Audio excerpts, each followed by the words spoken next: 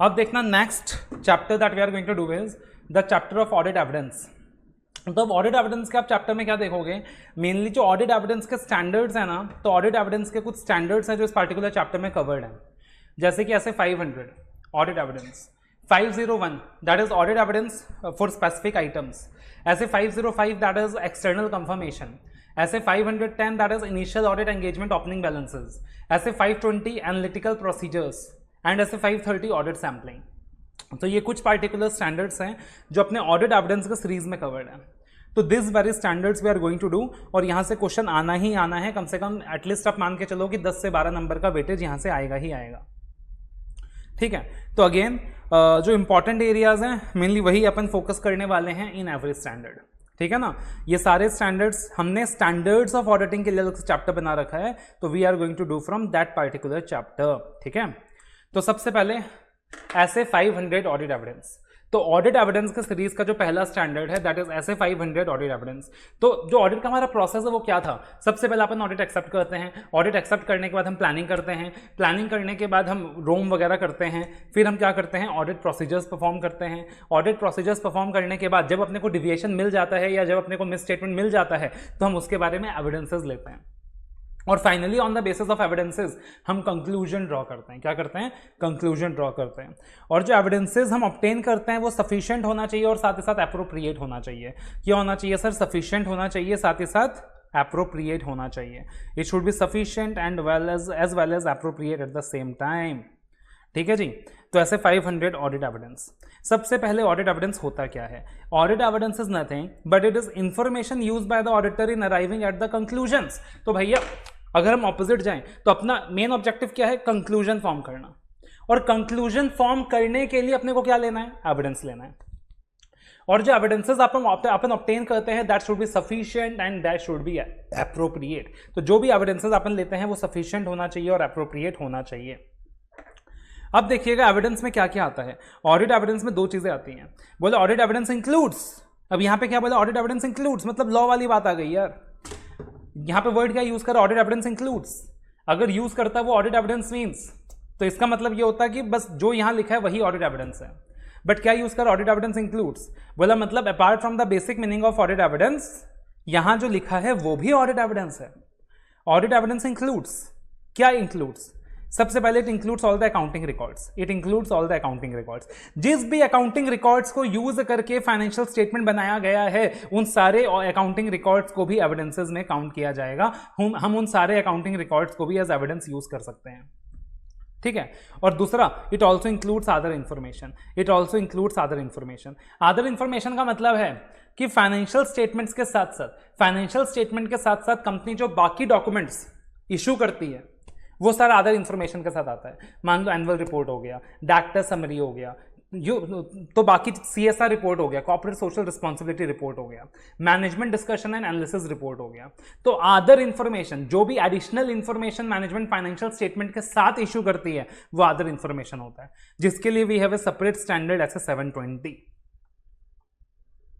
जो कि CA inter के सिलेबस में नहीं है, CA फाइनल के सिलेबस में। तो ऑडिट एविडेंस में मेनली ये दो चीजें आती हैं, अकाउंटिंग रिकॉर्ड्स आता है और अदर इंफॉर्मेशन आता है।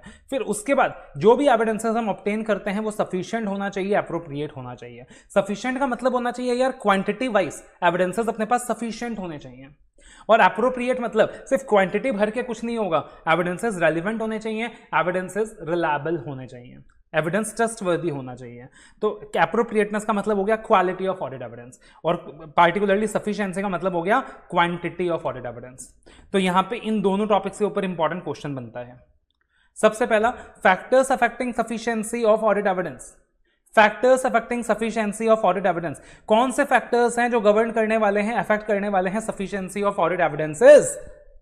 तो आप याद रखोगे, ठीक है, अब सिर्फ याद करने के लिए भाई अपनी सोच को कंट्रोल में रखो। MMS factors affecting efficiency of sufficiency of audit evidence, MMS का मतलब हो गया यहाँ पे M for maturity, M for misstatement, S for size of population. Repeat करना मेरे साथ, factors affecting sufficiency of audit evidence, MMS का मतलब हो गया M for maturity, M for misstatement, S for size of population. ठीक है, तो M फॉर मैटुरिटी। अब लॉजिकल सा चीज है, अगर कोई आइटम मटेरियल ज्यादा है तो इसका मतलब आप ज्यादा क्वांटिटी ऑफ ऑडिट एविडेंसेस लोगे। मिस स्टेटमेंट, अगर रोम ज्यादा है, रोम का असेसमेंट ज्यादा है तो आप ज्यादा एविडेंसेस लोगे। और साइज ऑफ पॉपुलेशन, अगर पॉपुलेशन का साइज बहुत ज्यादा है और हेट्रोजेनस पॉपुलेशन है, पॉपुलेशन का साइज ज्यादा है और हेट्रोजेनस पॉपुलेशन है, हेट्रोजेनस मतलब डिसिमिलर नेचर के पॉपुलेशन है, तो वहां पे भी आप ज्यादा क्वांटिटी में एविडेंसेस लोगे। लेकिन अगर होमोजेनस नेचर का पॉपुलेशन है, सिमिलर नेचर का पॉपुलेशन है, तो वो क्वांटिटी को ज्यादा इफेक्ट नहीं करने वाला है। उसके बाद एप्रोप्रिएटनेस, उसके बाद क्या हो गया एप्रोप्रिएटनेस, कि जो भी एविडेंसेस आप ऑब्टेन करोगे ना वो रेलिवेंट होना चाहिए, रिलायबल होना चाहिए, रेलिवेंट होना चाहिए, रिलायबल होना चाहिए। मतलब यार मान लो लड़ा से तुम इन्वेंट्री का ऑडिट कर रहे हो, तो यार जो एविडेंसेस तुम ऑब्टेन करोगे ना वो पार्टिकुलरली इन्वेंट्री से रिलेटेड होना चाहिए, रेलिवेंट होना चाहिए और रिलायबल होना चाहिए, क्वालिटी अच्छी होनी चाहिए एविडेंस की। अब रिलायबिलिटी ऑफ ऑडिट एविडेंस की बात करें, if we talk about reliability of audit evidence, तो रिलायबिलिटी ऑफ ऑडिट एविडेंस के 4 पॉइंट्स दिए हैं इन ऐसे 500। 4 पॉइंट। पहला बोला, एक होता है कि आप एंटिटी के अंदर से एविडेंस ले रहे हो, you are obtaining evidences inside the entity, और दूसरा होता है आप एंटिटी के बाहर किसी इंडिपेंडेंट सोर्स से एविडेंस ले रहे हो। तो एक होता है आपको एंटिटी के अंदर से एविडेंसेस मिल रहा है, और एक होता है कि आपको एंटिटी के बाहर किसी इंडिपेंडेंट सोर्स से एविडेंस मिल रहा है। बताओ कौन सा ज्यादा रिलायबल है? तो लॉजिकल सी चीज है कि आपको अगर एंटिटी के बाहर किसी इंडिपेंडेंट सोर्स से एविडेंस मिल रहा है तो वो ज्यादा रिलायबल है। दूसरा सिचुएशन है, कंट्रोल्स अच्छे हैं या कंट्रोल्स बुरे हैं। आप बताओ, अगर आप और किसी ऑर्गेनाइजेशन का ऑडिट कर रहे हो, कंट्रोल्स अच्छे हैं तब ज्यादा रिलायबल एविडेंस मिलेगा या कंट्रोल्स बुरे हैं तब ज्यादा रिलायबल एविडेंस मिलेगा? कंट्रोल अच्छे हैं तब ज्यादा रिलायबल एविडेंस मिलेगा। तीसरा डॉक्यूमेंट्री वर्सेस ऑरल, एक होता है डॉक्यूमेंट्री एविडेंस, रिटन एविडेंस, एक होता है ऑरल एविडेंस। तो कौन सा ज्यादा रिलायबल है? लॉजिकल सी चीज है कि डॉक्यूमेंट्री एविडेंसेस ज्यादा रिलायबल हैं। और चौथी चीज होती है ओरिजिनल डॉक्यूमेंट्स वर्सेस फोटोकॉपीज, तो अगेन यहां पे ओरिजिनल डॉक्यूमेंट्स हमेशा ज्यादा रिलायबल रहेंगे एज कंपेयर टू फोटोकॉपीज। अब ऑडिट एविडेंस लेने के लिए कौन से प्रोसीजर्स अपने को परफॉर्म करने हैं? What are the procedures to be performed to obtain audit evidences? तो सबसे पहले वापस से यहां पे आ जाएगा रैप और फैप, वापस आ जाएगा रैप और फैप, और रैप और फैप आ जाएगा, फैप के अंदर वही टीओसी और एसपी आ जाएगा। और उसके अलावा इट ऑल्सो इंक्लूड्स, यहां पे आप देखिएगा इट ऑल्सो इंक्लूड्स, तो यहां पे इट ऑल्सो इंक्लूड्स, और भी यहां पे अलग अलग टेक्निक्स का नाम दिया गया है जिनको परफॉर्म करके आप एविडेंसेस ले सकते हो। It also includes, right. दोबारा से कुछ पॉइंट्स आपको मिलते जुलते दिखाई देंगे, inquiry, observation, inspection, analytical procedures. मतलब ये चारों रैप वाले पॉइंट्स हो गए, तो एविडेंसेस लेने के लिए भी आप ये 4 चीज करने वाले हो, इंक्वायरी करने वाले हो, ऑब्जर्वेशन करने वाले हो, इंस्पेक्शन करने वाले हो, एनालिटिकल प्रोसीजर्स करने वाले हो। तो 4 पॉइंट्स तो वही हो गया, और उसके अलावा 2 पॉइंट और है। एक रिकैलकुलेशन, किसी चीज को दोबारा से कैलकुलेट करके देखो, और एक रीपरफॉर्मेंस, किसी चीज को रीपरफॉर्म करके देखो। Recalculation, reperformance. तो टेक्निकली आप क्या सोच सकते हो कि sir inquiry, analytical procedures, observations, analytical procedures, ये तो रैप में भी काम आएगा, फैप में भी काम आएगा, रैप में भी काम आएगा, फैप में भी काम आएगा, ऑडिट एविडेंसेस लेने के लिए काम आएंगे, ठीक है ना? क्योंकि आप इंक्वायरी कर रहे हो, तो इंक्वायरी करके आप रिस्क भी एसेस कर रहे हो, एविडेंसेस भी ले रहे हो, इंस्पेक्शन करके आप रिस्क भी एसेस कर रहे हो, एविडेंसेस भी ले रहे हो, ऑब्जर्व करके आप रिस्क भी एसेस कर रहे हो, एविडेंसेस भी ले रहे हो, एनालिटिकल प्रोसीजर्स परफॉर्म करके आप रिस्क भी असेस कर रहे हो, एविडेंसेस भी ले रहे हो। लेकिन रिकैलकुलेशन करके आप practically on the practical grounds आप स्टार्टिंग में रिस्क असेसमेंट नहीं कर रहे, आप ऑडिट करते वक्त दोबारा से किसी चीज को रिकैलकुलेट करके देख रहे हो। तो this is mainly use for obtaining audit evidence only, not as risk assessment procedures. या फिर रीपरफॉर्मेंस सबसे एफिशिएंट, सबसे ज्यादा एफिशिएंट टेक्निक होता है। मतलब किसी प्रोसीजर को आप दोबारा से परफॉर्म करके देख रहे हो, आप मैनेजमेंट को बोल रहे हो मुझे तुम पे भरोसा नहीं है, या मैं एक बार दोबारा से अपने सेटिस्फैक्शन के लिए दोबारा से पूरे कंट्रोल को क्या करने वाला हूँ, रीपरफॉर्म करने वाला हूँ, या दोबारा से किसी चीज को क्या करने वाला हूँ, रीपरफॉर्म करने वाला हूँ। तो methods to obtain audit evidences, formula use करके भी याद कर सकते हो, या फिर ऐसे भी नॉर्मली याद कर सकते हो। टाइप्स ऑफ ऑडिट एविडेंसेस के कितने टाइप्स हैं? बोला 2 कैटेगरीज में आप इसे डिवाइड कर सकते हो, एक डिपेंडिंग ऑन सोर्स और दूसरा depending on nature. Depending on source again divide हो सकता है इनटू इंटरनल एविडेंस और एक्सटर्नल एविडेंस। इंटरनल एविडेंस मतलब जो ऑर्गेनाइजेशन के अंदर से मिला, मान लो सेल्स इनवॉइस, तो ऑर्गेनाइजेशन के अंदर से मिलेगा। एक्सटर्नल एविडेंस मतलब जो ऑर्गेनाइजेशन के बाहर से मिला, मान लो परचेज इनवॉइस, ऑर्गेनाइजेशन के बाहर से मिलेगा। फिर होता है डिपेंडिंग ऑन नेचर को 3 पार्ट्स में कैटेगराइज किया जा सकता है, documentary evidence, visual evidence, oral evidence. Documentary evidence मतलब रिटन डॉक्यूमेंट्स हो गया, विजुअल एविडेंस मतलब ऑब्जर्वेशन, और ऑरल डॉक्यूमेंट्स का मतलब, ऑरल एविडेंस का मतलब कोई फिजिकल एग्जिस्टेंस है ही नहीं, आपका जो भी डिस्कशन हुआ है मैनेजमेंट के साथ, ऑन दैट बेसिस क्या कर रहे हो आप, उसे एविडेंसेस मान रहे हो, तो उसका इतना रिलायबिलिटी नहीं है। तो मेनली ये सारे टॉपिक्स आते हैं ऐसे 500 के अंदर, ठीक है। उसके अलावा दो टॉपिक और आता है, दो टॉपिक और आता है जो अपन बुक से देखेंगे। एक मैनेजमेंट एक्सपर्ट का टॉपिक आता है कि मैनेजमेंट एक्सपर्ट के काम को भी आप यूज कर सकते हो और एज एविडेंसेस आप क्या कर सकते हो, यूज कर सकते हो। You can use the work of management expert and साथ ही साथ you can use it as a audit evidences. इसका मतलब क्या हो गया यार, देखो एक चीज सोचो, लॉजिकली सोचो, एज ए ऑडिटर आपको अकाउंटेंसी की नॉलेज है, एज ए ऑडिटर आपको टैक्सेशन की नॉलेज है, ठीक है ना, आपको अकाउंटेंसी की नॉलेज है, आपको टैक्सेशन की नॉलेज है, बट क्या आप सारे फील्ड में एक्सपर्ट्स हो? द आंसर इज नो, आप सारे फील्ड में एक्सपर्ट्स नहीं हो। तो आपको काफी सारी चीजों के लिए, काफी सारे असर्शंस को वेरीफाई करने के लिए आपको एक्सपर्ट के मदद की जरूरत पड़ने वाली है और आप उसी को अपने एविडेंस के फॉर्म में यूज करने वाले हो। फॉर एग्जाम्पल आपको किसी चीज का वैल्यूएशन असेस करना है, तो आपको अगर वैल्यूएशन असेस करना है तो यार वहां पे वैल्यूएशन के लिए you are not an expert, you might use the services of registered valuer, you might use the services of registered valuer, right? Sometime to see the provident fund calculations and all, you might use the services of actuary. तो particularly यार हो सकता है तुमको कभी registered valuer का service का जरूरत पड़ जाए, कभी एक्चुअरी का सर्विस का जरूरत पड़ जाए, कभी लॉयर का सर्विस का जरूरत पड़ जाए, तो तुमको एक्सपर्ट के सर्विसेज की नीड पड़ सकती है टू एसेस दोज एरियाज जिनमें आपका एक्सपर्टाइज नहीं है और आप उसे एविडेंसेस के फॉर्म में यूज करने वाले हो। तो वो है टॉपिक ऑफ मैनेजमेंट एक्सपर्ट। और एक और है कि अगर आपको मल्टीपल सोर्सेज से एविडेंसेस मिल रहे हैं और उनमें इनकंसिस्टेंसी है तब क्या करोगे? तो topic of management expert, reference to management expert. तो मैनेजमेंट एक्सपर्ट का मतलब क्या हो गया यार कि यार other than accounting and auditing, मान लो अगर किसी भी फील्ड में मैनेजमेंट किसी एक्सपर्ट की मदद लेती है, to prepare the financial statements, उस बंदे को बोलते हैं मैनेजमेंट एक्सपर्ट।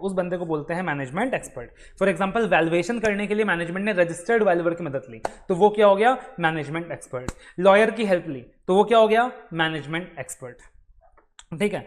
अब सवाल उठता है कि अपने को अगर मैनेजमेंट एक्सपर्ट के काम को यूज करना पड़ेगा to use that as audit evidence, तो क्या हम उस एक्सपर्ट के काम को आंख बंद करके यूज करें?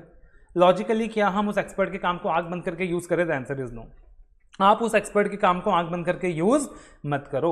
आप क्या करो? आप इवैल्यूएट करो competence, capability and objectivity of that expert. आप क्या करो? इवैल्यूएट करो competence, capability and objectivity of that expert, और उसके बाद आप क्या करो? उस एक्सपर्ट के काम को यूज करो। अब सवाल ये उठता है कि सर हम competence, capability and objectivity of expert को कैसे इवैल्यूएट करें? How will we evaluate the competence, capability and objectivity of a management expert? तो यहां पे दिया हुआ है information regarding the competence, capability and objectivity of management expert.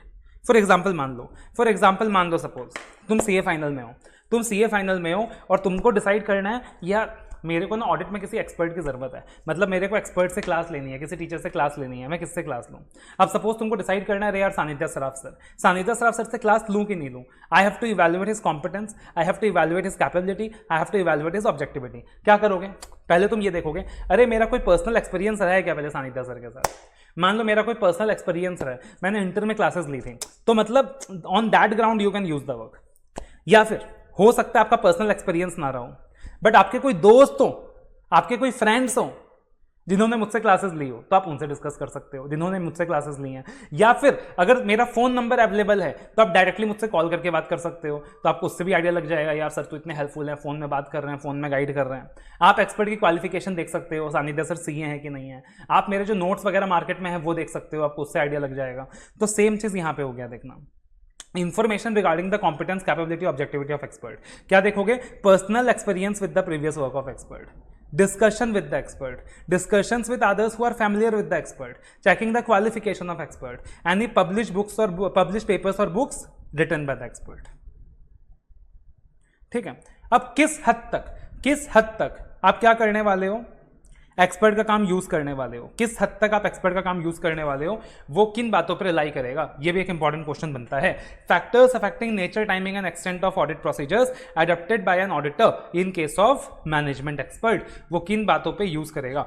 तो बोला आप ये देखना कि जिस मैटर में आप एक्सपर्ट की मदद ले रहे हो ना, उसका नेचर क्या है, वो कितना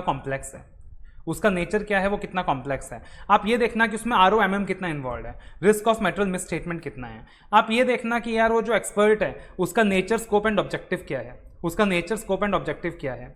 आप ये देखना कि वो जो एक्सपर्ट है उसको कितना नॉलेज है, उसको कितना नॉलेज है, उसको कितना एक्सपीरियंस है। The auditors knowledge and experience of the management experts field of expertise, मतलब मेरे को उस एक्सपर्ट पे कितना भरोसा है, एज ए ऑडिटर मेरे को उस एक्सपर्ट पे कितना भरोसा है, उसकी एक्सपर्टाइज पे कितना भरोसा है। Auditors previous experience of the work of the expert, मैंने कभी पहले एक्सपर्ट का काम यूज किया है क्या, अगर मैंने पहले कभी एक्सपर्ट का काम यूज किया और मुझे पूरा भरोसा है उस एक्सपर्ट पे, तो ऑब्वियस सा चीज है कि वहां पे मेरा nature time extent of audit procedures थोड़ा सा कम रहेगा। बट मैं किसी एक्सपर्ट का काम पहली बार यूज कर रहा हूं, तो मतलब ऑब्वियस सा चीज है कि वहां पे मेरा nature time extent of audit procedures थोड़ा सा ज्यादा रहेगा। As I told you, it will depend upon the nature and complexity of the matter. It will depend upon the ROMM involved in the matter. It will depend upon क्या मेरे पास alternative sources of evidences भी available हैं, या मेरे को सिर्फ expert के काम पे ही निर्भर करना पड़ेगा। मेरे पास ऑल्टरनेटिव सोर्सेज ऑफ एविडेंसेस भी अवेलेबल हैं, या फिर मेरे को सिर्फ एक्सपर्ट के काम पे ही निर्भर करना पड़ेगा।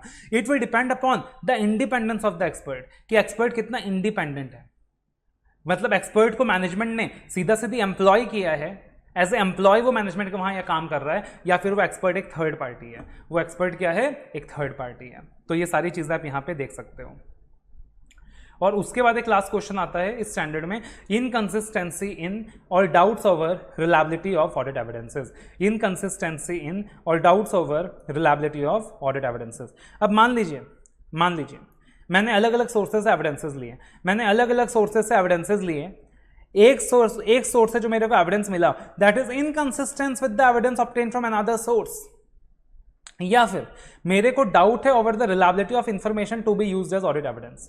मेरे को डाउट है, मेरे को शक है over the reliability of information to be used as audit evidence. तो मैं क्या करूंगा, अब मैं क्या सोचूंगा, अरे यार मान लो लेटर से आपने जो भी ऑडिट प्रोसीजर परफॉर्म किया रहेगा, जो भी ऑडिट प्रोसीजर परफॉर्म करके आपने एविडेंसेस लिया रहेगा, अब आपको उस एविडेंस की रिलायबिलिटी पे शक है, तो आप क्या सोचोगे, मैं और क्या करूं, मैं अपने प्रोसीजर्स में और क्या मॉडिफिकेशन करूं, मैं और क्या एडिशनल प्रोसीजर्स परफॉर्म करूं। यही तो सोचोगे ना कि भाई अगर इससे काम नहीं बना तो मैं और क्या प्रोसीजर्स परफॉर्म करूं, मैं अपने ऑडिट प्रोसीजर्स में और क्या मॉडिफिकेशन करूं, मैं और क्या एडिशंस करूं to the audit procedures. And consider the effect of the matter, consider the effect of the matter if any in the auditor's report, consider the effect of the matter if any in the auditor's opinion, in the auditor's opinion.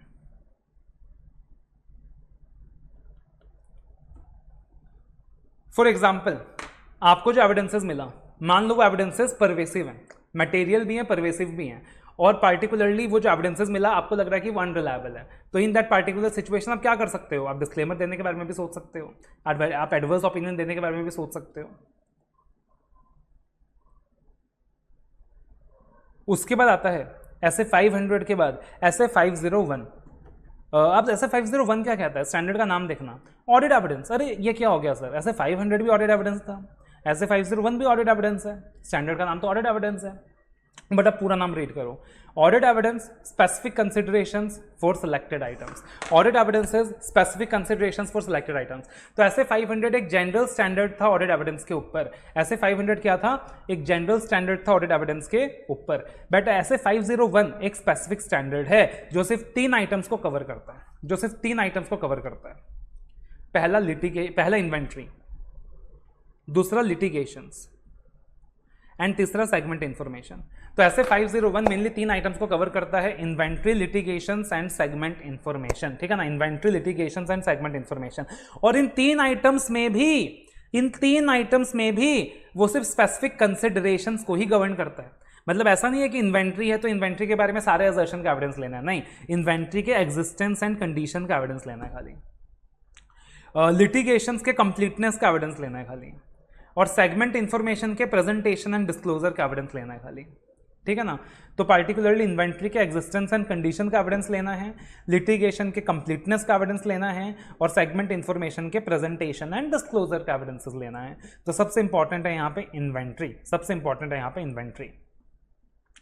तो अब अगर inventory financial statement के लिए material है तो auditor को SAA लेना है regarding the existence and condition of inventory, regarding the existence and condition of inventory. तो मैं क्या करूं, मेरे को एविडेंस लेना है किस चीज़ के बारे में, इन्वेंट्री एग्जिस्ट करता है कि नहीं करता, जो इन्वेंट्री ये लोग फाइनेंशियल स्टेटमेंट में दिखा रहे हैं वो एग्जिस्ट करता है कि नहीं, सच्ची मुच्ची है कि नहीं है, और दूसरा इन्वेंट्री का कंडीशन प्रॉपर है कि नहीं है। तो उसके लिए मैं क्या करूँ, मैं क्या करूँ, मैं क्या करूँ। अब जनरली यहाँ बच्चे ना गलत सोचते हैं। जनरली बच्चे क्या सोचते हैं, मैं जाकर पूरा का पूरा फिजिकल वेरिफिकेशन करूंगा, मैं क्या करूंगा, जाकर पूरा का पूरा फिजिकल वेरिफिकेशन करूंगा इन्वेंट्री का। गलत सोच रहे हो, तुम फिजिकल वेरिफिकेशन नहीं करोगे, फिजिकल वेरिफिकेशन करना तुम्हारा काम नहीं है as a state auditor. Physical verification करना मैनेजमेंट का काम है। तुम क्या करोगे, ऐसे 501 कहता है जो फिजिकल वेरिफिकेशन मैनेजमेंट करा रहा है तुम उस फिजिकल वेरिफिकेशन को अटेंड करोगे। फिजिकल वेरिफिकेशन कौन करा रहा है इन्वेंट्री का, मैनेजमेंट करा रहा है। मैनेजमेंट ने अपने कुछ एम्प्लॉयज को इंस्ट्रक्शंस दे रखे हैं how to do the physical verification of inventory. तुम क्या करोगे, खाली उस फिजिकल वेरिफिकेशन को अटेंड करोगे। और अटेंड करके तुम क्या करोगे, अटेंड करके क्या करोगे, अटेंड करके थोड़ा मोड़ा ऑडिट प्रोसीजर्स भी परफॉर्म करोगे। राइट, अटेंड करके क्या करोगे, बोले अब अटेंड करोगे फिजिकल वेरिफिकेशन काउंट्री, तो अटेंड करके क्या करोगे, अटेंड करके क्या करोगे। ऐसे 500 के अंदर ऑडिट एविडेंसेस का क्या क्या टेक्निक था, इंस्पेक्शन था, ऑब्जर्वेशन था, एनालिटिकल प्रोसीजर्स था, रीपरफॉर्मेंस था, रिकैलकुलेशन था, वो सारा कुछ था। तो यहाँ पे तुम क्या करोगे, यहाँ पे तुम इंस्पेक्ट करोगे। क्या करोगे, इंस्पेक्ट करोगे। किसको इंस्पेक्ट करोगे, इन्वेंट्री को इंस्पेक्ट करोगे। क्या करोगे, इन्वेंट्री को इंस्पेक्ट करोगे, जाके देखोगे, इंस्पेक्ट करोगे, सही है इन्वेंट्री तो सही लग रहा है, कंडीशन तो सही लग रहा है। और टेस्ट काउंट करोगे। क्या करोगे, टेस्ट काउंट करोगे, मतलब टेस्ट टैग बेसिस में इन्वेंट्री को काउंट करके देखोगे। टेस्ट टैग बेसिस में फिजिकल वेरिफिकेशन कौन कर रहा है, मैनेजमेंट। तुम क्या कर रहे हो, टेस्ट टैग बेसिस में, सैंपल बेसिस में थोड़ा मोड़ा इन्वेंट्री तुम भी काउंट करके देख रहे हो। और फिर तुम क्या करोगे, ऑब्जर्व करोगे। क्या करोगे, ऑब्जर्व करोगे। क्या ऑब्जर्व करोगे, वेरिफिकेशन कौन कर रहा है, वेरिफिकेशन कौन कर रहा है, कंपनी के employees on behalf of the management. तो तुम क्या देखोगे, क्या जो एम्प्लॉयज हैं वो मैनेजमेंट के इंस्ट्रक्शंस फॉलो कर रहे हैं क्या, फिजिकल वेरिफिकेशन प्रॉपर कर रहे हैं क्या। और तुम एविडेंस लोगे कि मैनेजमेंट का काउंटिंग का जो प्रोसीजर है, याद रखना काउंटिंग तुम नहीं कर रहे हो, काफी बच्चे गलती करते हैं, लगता है ऑडिटर काउंटिंग कर रहा है, ऑडिटर सिर्फ टेस्ट टैग बेसिस में काउंट कर रहा है। तो मैनेजमेंट का जो काउंटिंग का प्रोसीजर है वो रिलायबल है कि नहीं है। और फाइनली ऑडिटर क्या करेगा, ऑडिट प्रोसीजर्स परफॉर्म करेगा कि जो भी एंटिटी का फाइनल इन्वेंट्री रिकॉर्ड है, जो भी एंटिटी का फाइनल इन्वेंट्री रिकॉर्ड है वो एक्यूरेट है कि नहीं है, वो सही है कि नहीं है। अब तो ऑडिटर बेसिकली क्या करने वाला है, काउंटिंग करने वाला है या अटेंडेंस पार्टिकुलरली अटेंड करने वाला है, वो मेनली अटेंड करने वाला है। क्या करने वाला है, अटेंड करने वाला है फिजिकल वेरिफिकेशन, अटेंड करने वाला है फिजिकल वेरिफिकेशन ऑफ इन्वेंट्री। तो अब यहां पे क्वेश्चन बनता है, important question for exam, matters relevant in planning attendance at physical inventory counting. कि अब जब तुम अटेंडेंस क्या करोगे, जब तुम अटेंडेंस दोगे, जब तुम अटेंडेंस करोगे, जब तुम अटेंडेंस प्लान करोगे कि यार मेरे को इन्वेंट्री के वेरिफिकेशन के लिए जाना है, तो कौन कौन से मैटर्स तुम कंसीडर करने वाले हो, कौन कौन से मैटर्स तुम कंसीडर करने वाले हो। यार तुमको कहीं कोई बुलाता है, तुमको कहीं जाना है, तुम क्या कंसीडर करोगे, तुम क्या कंसीडर करोगे, लॉजिकली सोचो। तुम ये सोचोगे अरे यार अच्छा आप इन्वेंट्री का काउंटिंग कर रहे हो, टाइमिंग क्या है भाई, कब काउंट कर रहे हो, कौन से दिन काउंट कर रहे हो, मैं अवेलेबल हूं कि नहीं, मेरी टीम अवेलेबल है कि नहीं। तो तुम देखोगे time of physical inventory counting. फिर तुम क्या देखोगे, location in which the inventory is head, कि काउंटिंग कहां कर रहे हो भाई, काउंटिंग कहां कर रहे हो, फिजिकल वेरिफिकेशन कहां होने वाला है, बहुत इंपॉर्टेंट है। पता चलेगा फिजिकल वेरिफिकेशन कहीं माइन वगैरह में हो रहा है, तो भाई अपनी जान को खतरे में रख के मैं नहीं जाऊंगा वेरिफिकेशन के लिए। तो लोकेशन देखना है कि इन्वेंट्री का वेरिफिकेशन कहां हो रहा है। तीसरा चीज, अरे यार तुम एक चीज बताओ मेरे को, इन्वेंट्री का नेचर क्या है, इन्वेंट्री का नेचर क्या है। अब मान लो इन्वेंट्री का नेचर ऐसा है, इन्वेंट्री का नेचर ऐसा है कि अपने को लग रहा है कि यार मान लो डाटा से इन्वेंट्री का नेचर क्या है और स्टेज ऑफ कंप्लीशन क्या है ऑफ वर्क इन प्रोग्रेस। क्योंकि इन्वेंट्री का आप देखते हो कि वर्क एक स्टेज होता है रॉ मटेरियल, एक होता है वर्क इन प्रोग्रेस, एक होता है फिनिश गुड्स।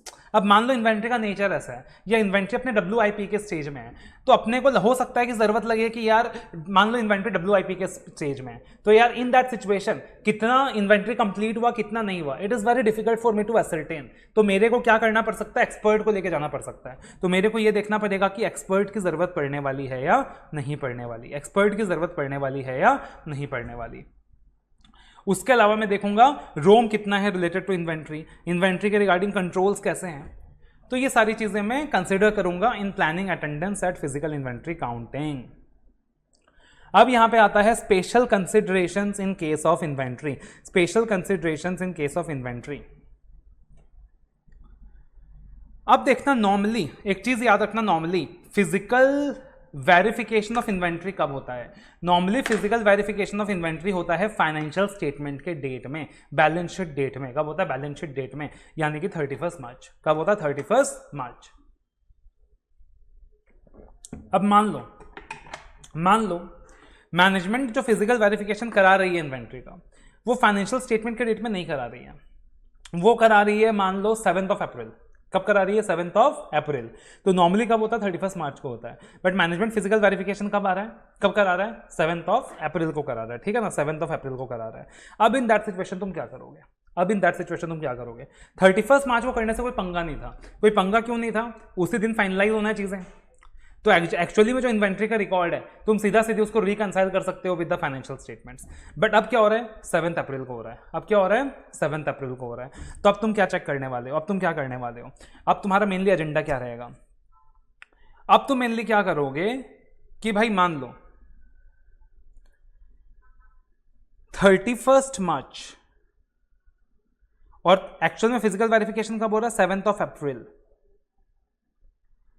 तो इस बीच जो भी ट्रांजैक्शंस हो रही हैं, इन्वेंट्री के रिगार्डिंग, मतलब परचेज ऑफ इन्वेंट्री हो रहा है, सेल ऑफ इन्वेंट्री हो रहा है, तो तुम क्या करने वाले हो? जब तुम 7 अप्रैल को फिजिकल वेरिफिकेशन अटेंड करोगे, तब तुम क्या करोगे? याद रखना, तुम ऑडिट प्रोसीजर्स परफॉर्म करोगे on intervening transaction. Intervening transaction मतलब जो बीच के ट्रांजैक्शंस होंगे, मतलब मान लो 31 मार्च के बाद और 7 अप्रैल से पहले इस बीच मैनेजमेंट ने कुछ इन्वेंट्री वगैरह परचेज किया है। क्या किया है? परचेज किया है। तो आइडियली मेरे को कौन से डेट के फिगर से मतलब है? 31 मार्च। तो 31 मार्च के फिगर तक पहुंचने के लिए मेरे को क्या करना पड़ेगा? उस परचेज को माइनस करना रहेगा। मान लो कुछ सेल्स किया है, तो 31 मार्च तक पहुंचने के लिए मेरे को क्या करना पड़ेगा? उस सेल्स को एड बैक करना रहेगा। तो मैं क्या करूंगा? परफॉर्म करूंगा audit procedures on the intervening transactions, और ऑडिट प्रोसीजर्स परफॉर्म करूंगा टू ऑब्टेन ऑडिट एविडेंसेस कि जो भी चेंजेस हुआ है इन्वेंट्री में between the count date and the financial statement date, वो प्रॉपर्ली रिकॉर्ड हुआ है या नहीं हुआ है। दूसरा situation, attendance at physical inventory count becomes impracticable. मान लो लेट अस से तुम्हारे लिए इन्वेंट्री के काउंटिंग में जाना इम्प्रैक्टिकेबल है मतलब पॉसिबल ही नहीं है। It is not practicable for you, it is not feasible for you. मान लो इन्वेंट्री अपना मान लो लेट अस से क्लाइंट का जो इन्वेंट्री है वो कहाँ रखता है अपना इन्वेंट्री? क्लाइंट अपना इन्वेंट्री एक ऐसे लोकेशन में रखता है जहां जाना तुम्हारे जान के लिए खतरा हो सकता है। It might be hazardous for your health. मान लो माइंस, तो पार्टिकुलरली जो इन्वेंट्री है, पार्टिकुलरली तुमको क्या करना पड़ेगा? माइंस में जाना पड़ेगा। माइनिंग इंडस्ट्री है, तो तुम सोच के देखो यार, तुम माइंस में जाओगे क्या? मतलब it is hazardous for your health, it is dangerous for your health. या तुम क्या बोलोगे कि जान जाती है तो जाए, मैं तो फिजिकल वेरिफिकेशन के लिए जाऊंगा। तुम नहीं जाओगे। तो इन दैट सिचुएशन तुम क्या करोगे? इन दैट सिचुएशन तुम ऐसे 501 में दिया गया ऑडिट प्रोसीजर परफॉर्म नहीं कर पाओगे। ऐसे 501 क्या बोलता है? फिजिकल वेरिफिकेशन अटेंड करने का है। लेकिन एक इम्प्रैक्टिकेबल सिचुएशन हो गया जिसकी वजह से तुम इन्वेंट्री वेरिफिकेशन अटेंड कर ही नहीं सकते, पॉसिबल ही नहीं है तुम्हारे लिए, इम्प्रैक्टिकेबल है फॉर यू। तो इन दैट सिचुएशन तुम क्या नहीं कर पा रहे? स्टैंडर्ड में दिया गया स्पेसिफिक ऑडिट प्रोसीजर परफॉर्म नहीं कर पा रहे। तो अब तुमको क्या करना पड़ेगा? अब तुमको कोई ऑल्टरनेटिव ऑडिट प्रोसीजर परफॉर्म करना पड़ेगा। क्या करना पड़ेगा? कोई ऑल्टरनेटिव ऑडिट प्रोसीजर परफॉर्म करना पड़ेगा कि मैं ऑल्टरनेटिव ऑडिट प्रोसीजर परफॉर्म करके किस तरीके से परसुएसिव ऑडिट एविडेंसेस ले सकता हूं। तो मैं बोलूंगा क्लाइंट को कि देख भाई, मैं तो तेरे यहाँ फिजिकल वेरिफिकेशन के लिए नहीं जा सकता, तो तू क्या कर, हर एक सेल परचेज का मेरे को प्रॉपर डॉक्यूमेंट्स दिखा दे। मैं डॉक्यूमेंट्स वगैरह एग्जामिन कर लेता हूँ, मैं डॉक्यूमेंट्स वगैरह चेक कर लेता हूँ। तो तुम क्या करोगे? ऑल्टरनेटिव प्रोसीजर्स परफॉर्म करोगे। अब मान लो तुम ऑल्टरनेटिव प्रोसीजर्स भी परफॉर्म नहीं कर पाए, तो इन दैट सिचुएशन तुमको क्या करना पड़ेगा? रिपोर्ट को मॉडिफाई करना पड़ेगा। You will have to modify the opinion. ये चीज कॉमनली पूरे के पूरे स्टैंडर्ड्स में है, that if you can not perform a given procedure of the given standard, perform alternative procedures. If you cannot perform alternative procedures, modify the opinion as per SS 705. अगला situation आता है, you are unable to attend inventory count due to unforeseen circumstances. इसका मतलब क्या हो गया? मान लो लेट अस से कि तुम क्यों नहीं जा पाए फिजिकल वेरिफिकेशन ऑफ इन्वेंट्री, क्योंकि मान लो लेट अस से उस वक्त अर्थक्वेक हो गया। उसका उस वक्त कुछ अर्थक्वेक वगैरह आ गया, उस वक्त कुछ फ्लड वगैरह आ गया, तुम्हारे पास मैन पावर अवेलेबल नहीं था, मैन पावर ऑलरेडी कहीं एलोकेटेड था, तो इसका मतलब क्या हो गया, इसका मतलब तुम उस दिन फिजिकल वेरिफिकेशन के लिए नहीं जा पाए जिस दिन मैनेजमेंट फिजिकल वेरिफिकेशन करा रहा था। अब तुम बताना, अगर मैं ये बोलूं कि auditor will perform alternative procedures, ये सही होगा कि गलत होगा? गलत होगा, क्योंकि प्रैक्टिकली ऐसा नहीं है कि अटेंड करना is impracticable, due to unforeseen circumstance auditor उस दिन नहीं जा पाया, यानी अब ऑडिटर क्या करेगा, ऑल्टरनेटिव डेट प्लान करेगा। क्या करेगा? ऑल्टरनेटिव डेट प्लान करेगा। मगर अब एक लॉजिकल सी चीज सोचो, जिस दिन मैनेजमेंट फिजिकल वेरिफिकेशन करा रहा था उस दिन ऑडिटर सिर्फ अटेंड कर रहा था फिजिकल वेरिफिकेशन, थोड़ी मोड़ी काउंटिंग कर रहा था, बट ऑडिटर उस दिन नहीं जा पाया इन्वेंट्री वेरिफिकेशन के लिए। अब ऑडिटर जाएगा ऑल्टरनेटिव डेट के लिए। अब सोचो अगर मैनेजमेंट को ऑडिटर बोलेगा अरे भाई मैं तो उस दिन नहीं आ पाया, मैं इस दिन आऊंगा, दोबारा से फिजिकल वेरिफिकेशन कर, तो it is so impracticable, so illogical. तो अब ऑल्टरनेटिव डेट एक ऑडिटर प्लान करेगा और उसमें वो खुद जाकर क्या करेगा, फिजिकल काउंटिंग करेगा। वो खुद जाकर क्या करेगा, फिजिकल काउंटिंग करेगा। मैनेजमेंट को खाली बोलेगा अरेंजमेंट वगैरह कर देना, हम खुद आकर क्या करेंगे, फिजिकल काउंटिंग कर लेंगे। लेकिन अब एक डिफरेंस आएगा, अब एक दिक्कत होगा। दिक्कत क्या होगा, मैनेजमेंट ने जो फिजिकल वेरिफिकेशन किया रहेगा शायद बैलेंस शीट डेट में किया रहेगा, बट तुम किसी और दिन जा रहे हो और तुम जाके खुद काउंटिंग कर रहे हो। और प्रैक्टिकली ऐसा होता है क्योंकि 31 मार्च में सारे क्लाइंट का एक साथ वहां पे फिजिकल वेरिफिकेशन हो रहा है, तो पॉसिबल नहीं है तुम्हारे लिए जाना, तो तुम ऑल्टरनेटिव डेट में जा रहे हो। तो ऑल्टरनेटिव डेट में जा रहे हो तो तुमको क्या करना पड़ेगा, perform audit procedures on intervening transactions, perform audit procedures on intervening transactions. और एक सिचुएशन आता है inventory in custody of third party, कि इन्वेंट्री थर्ड पार्टी के पास है। क्लाइंट बोलता है इन्वेंट्री अपने पास है ही नहीं, इन्वेंट्री थर्ड पार्टी के पास है। तब तुम क्या बोलोगे, मेरे को थर्ड पार्टी से कंफर्मेशन दिलाओ। क्या बोलोगे, मेरे को थर्ड पार्टी से कंफर्मेशन दिलाओ। एक तो ये सिचुएशन हो गया। या तुम क्या बोलोगे, मैं खुद जाके थर्ड पार्टी के वहां जाके इंस्पेक्शन करूंगा, मैं खुद थर्ड पार्टी के वहां जाके इंस्पेक्शन करूंगा। ऐसा तुम कब बोलोगे, जब तुमको थर्ड पार्टी की इंटीग्रिटी में डाउट होगा। फॉर एग्जाम्पल कंपनी बोल रहा है इन्वेंट्री थर्ड पार्टी के पास है, और थर्ड पार्टी कौन है, रिलेटेड पार्टी। थर्ड पार्टी कौन है, रिलेटेड पार्टी। तो खाली कंफर्मेशन मिलने से मेरा रिस्क दूर नहीं होगा, तो मैं क्या करूंगा, खुद जाके इंस्पेक्शन करूंगा। तो inventory in case of third party. और फिर इन्वेंट्री के बाद आता है लिटिगेशंस एंड क्लेम्स, फिर आता है लिटिगेशंस एंड क्लेम्स। अब लिटिगेशंस एंड क्लेम्स का क्या आइडेंटिफाई करना है, कंप्लीटनेस आइडेंटिफाई करना है, कि जो भी लिटिगेशंस एंड क्लेम्स के बारे में मैनेजमेंट ने इंफॉर्मेशन दे रखा है वो कंप्लीट है कि नहीं है, वो कंप्लीट है कि नहीं है। तो तुमको पता लगाना है कि जो भी लिटिगेशंस एंड क्लेम्स के बारे में मैनेजमेंट ने डिस्क्लोजर दे रखा है वो कंप्लीट है कि नहीं है। तो इसके लिए तुम क्या करोगे, कैसे पता लगाओगे, कैसे पता लगाओगे कि जो भी लिटिगेशंस एंड क्लेम्स मैनेजमेंट ने डिस्क्लोज किया हुआ है वो कंप्लीट है कि नहीं है। तो तुम सबसे पहले इंक्वायरी करोगे। सबसे पहले क्या करोगे, इंक्वायरी करोगे। इंक्वायरी किससे करोगे, जो भी मैनेजमेंट के, जो भी कंपनी के अंदर रेलिवेंट लोग हैं, मैनेजमेंट है, दोस्त चार्ज विद गवर्नेंस है, इन हाउस लीगल काउंसिल है, उनसे इंक्वायरी करोगे। उसके बाद तुम और क्या कर सकते हो, सोचो। खाली इंक्वायरी से काम चलेगा क्या, खाली इंक्वायरी से काम नहीं चलेगा। याद रखना कभी भी इंक्वायरी अपने आप में सोल सब्सटेंटिव प्रोसीजर नहीं होता। इंक्वायरी हमेशा in addition to other audit procedures perform किया जाता है। तो सिर्फ इंक्वायरी से काम नहीं चलेगा।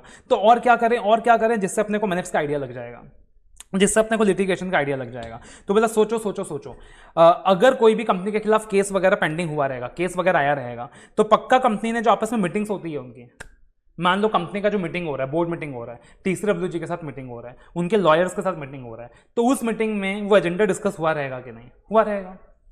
तो मीटिंग में एजेंडा डिस्कस हुआ रहेगा, मतलब मिनट्स ऑफ द मीटिंग में वो इन्फॉर्मेशन लिखी होगी, तो बोला minutes of the meeting review कर लो। क्या कर लो, minutes of the meeting review कर लो। उसके अलावा लीगल एक्सपेंस अकाउंट देख लो। कंपनी बोल रहा है कोई केस पेंडिंग नहीं है, कोई केस पेंडिंग नहीं है, कोई केस अपने अगेंस्ट नहीं है, बट पता चला कि कंपनी बहुत सारा लीगल एक्सपेंस इंकर कर रही है। तो भैया अगर तेरे ऊपर कोई केस ही पेंडिंग नहीं है तो इतना सारा लीगल एक्सपेंस क्यों पे कर रहा है। तो क्या करो तुम, लीगल एक्सपेंस अकाउंट देख लो।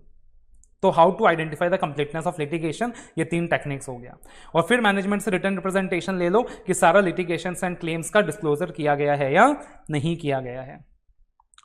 अब मान लो अगर ऑडिटर को लिटिगेशंस के रिस्पेक्ट में ऑडिटर क्या करता है, risk of material misstatement assess करता है। क्या करता है, risk of material misstatement assess करता है। ऑडिटर को लगता है कुछ तो गड़बड़ है, जो लिटिगेशन के बारे में इंफॉर्मेशन कंपनी ने दिया है वो सही नहीं दिया है, इसमें कुछ तो गड़बड़ है। कंपनी कुछ लिटिगेशन के बारे में इंफॉर्मेशन छुपा रहा है, या फिर कंपनी जो असेसमेंट दे रहा है लिटिगेशन का वो गलत दे रहा है। तो इन दैट सिचुएशन हम क्या करें, तो हम किससे बात करें। तो यहाँ पे रेलिवेंट अथॉरिटी कौन है बात करने के लिए, कंपनी का in house legal council, company का एक्सटर्नल लीगल काउंसिल, जो भी कंपनी का लीगल काउंसिल है, जो भी कंपनी का लीगल काउंसिल है, जो भी कंपनी के लॉयर्स हैं, तो हम लोग क्या बोलेंगे, अरे भैया मेरे को लिटिगेशन क्लेम में ना रोम का असेसमेंट ज़्यादा लग रहा है, तो मैं तुम्हारे लॉयर से बात करना चाहता हूँ, मैं क्या करना चाहता हूँ, तुम्हारे लॉयर से बात करना चाहता हूँ। लेकिन सोचो सोचो सोचो, ऐसा हो सकता है क्या?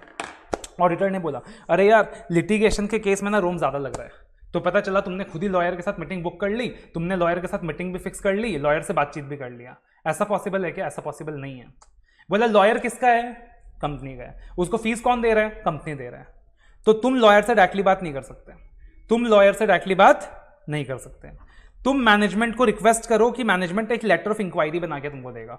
तुम मैनेजमेंट से को रिक्वेस्ट करो कि मैनेजमेंट क्या करेगा कि लेटर ऑफ इंक्वायरी बना के तुमको देगा, और फिर वो लेटर ऑफ इंक्वायरी तुम क्या करोगे? लॉयर को भेजोगे। तो मैनेजमेंट तुमको एक लेटर ऑफ इंक्वायरी बना के भेजेगा, मतलब मैनेजमेंट ऑडिटर को एक लेटर ऑफ इंक्वायरी देगा, और वो लेटर ऑफ इंक्वायरी ऑडिटर क्या करेगा?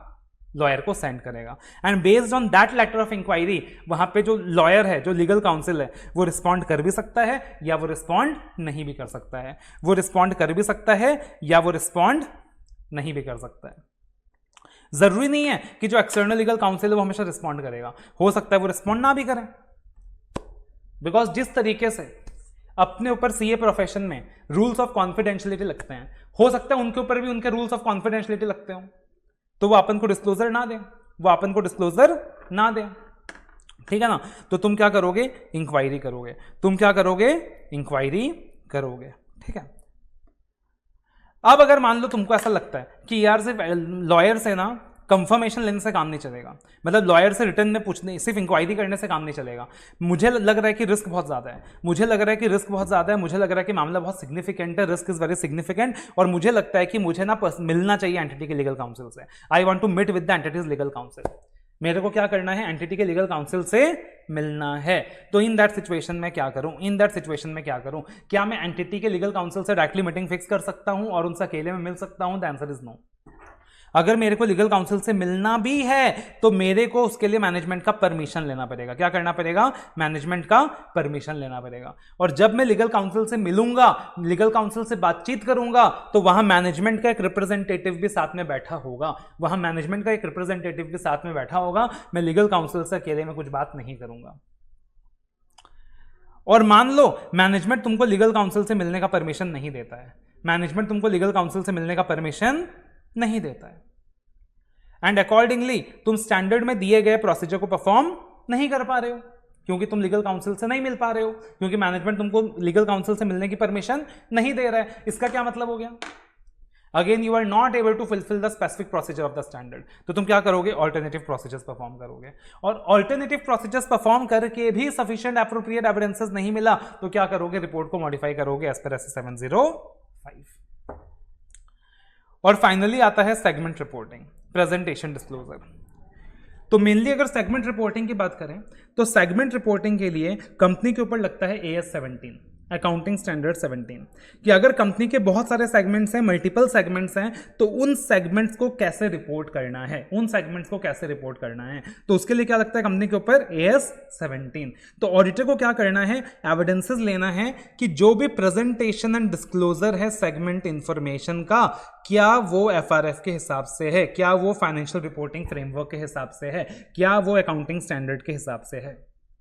और ऑडिटर उसके लिए क्या करेगा? जो भी सेगमेंट इंफॉर्मेशन को प्रेजेंट करने के लिए, सेगमेंट इंफॉर्मेशन को प्रेजेंट करने के लिए जो भी मेथड्स मैनेजमेंट ने यूज किया है, जो भी मेथड्स मैनेजमेंट ने यूज किया है, ऑडिटर अंडरस्टैंडिंग लेगा कि जो मेथड आप यूज कर रहे हो टू प्रेजेंट सेगमेंट इंफॉर्मेशन, क्या वो FRF के हिसाब से है, क्या वो फाइनेंशियल रिपोर्टिंग फ्रेमवर्क के हिसाब से है। और सबसे इंपॉर्टेंट, ऑडिटर यहां पे एनालिटिकल प्रोसीजर्स परफॉर्म करेगा, कंपैरिजंस करेगा। पिछले साल क्या दिखाया था सेगमेंट इंफॉर्मेशन में, इस साल क्या दिखाया है, पिछले साल क्या दिखाया था, इस साल क्या दिखाया है। तो ऑडिटर क्या करेगा? वहां पे एनालिटिकल प्रोसीजर्स परफॉर्म करेगा या कंपैरिजंस करेगा। तो दो स्टैंडर्ड हुआ अपना यहाँ पे, इंपॉर्टेंट बातें अपन ने डिस्कस करी है, ऐसे 500 एंड 501। एक बार फटाफट 501 को गो थ्रू करो। ऐसे 505 अपन स्टार्ट करेंगे आफ्टर जस्ट 2 मिनट्स ब्रेक। तो 2 मिनट के ब्रेक के बाद हम 505 स्टार्ट करेंगे। एक बार 501 को फटाफट गो थ्रू कर लीजिए। Steps again.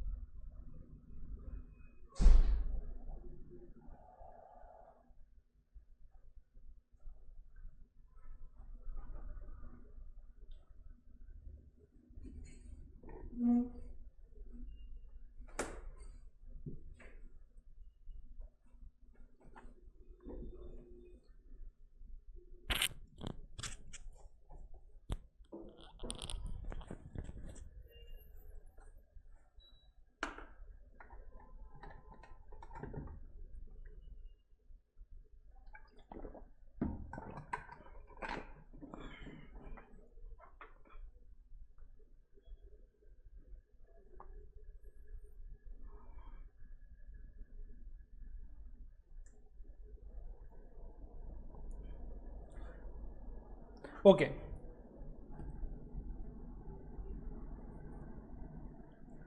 अच्छा, ऐसे 500 के अंदर जब अपन ने procedures to obtain audit evidence देखा था ना, procedures to obtain audit evidence, तो उसमें एक प्रोसीजर अपना लिखना रह गया था,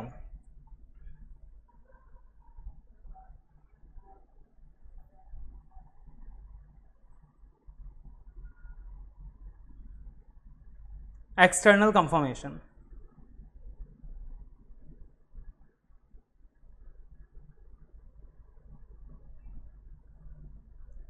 तो ऑडिट एविडेंस लेने के कुल मिला के 7 प्रोसीजर्स थे। इंक्वायरी था, ऑब्जर्वेशन था, analytical procedures and reperformance, analytical procedures and observation, मतलब ये 4 रैप वाला तो था ही।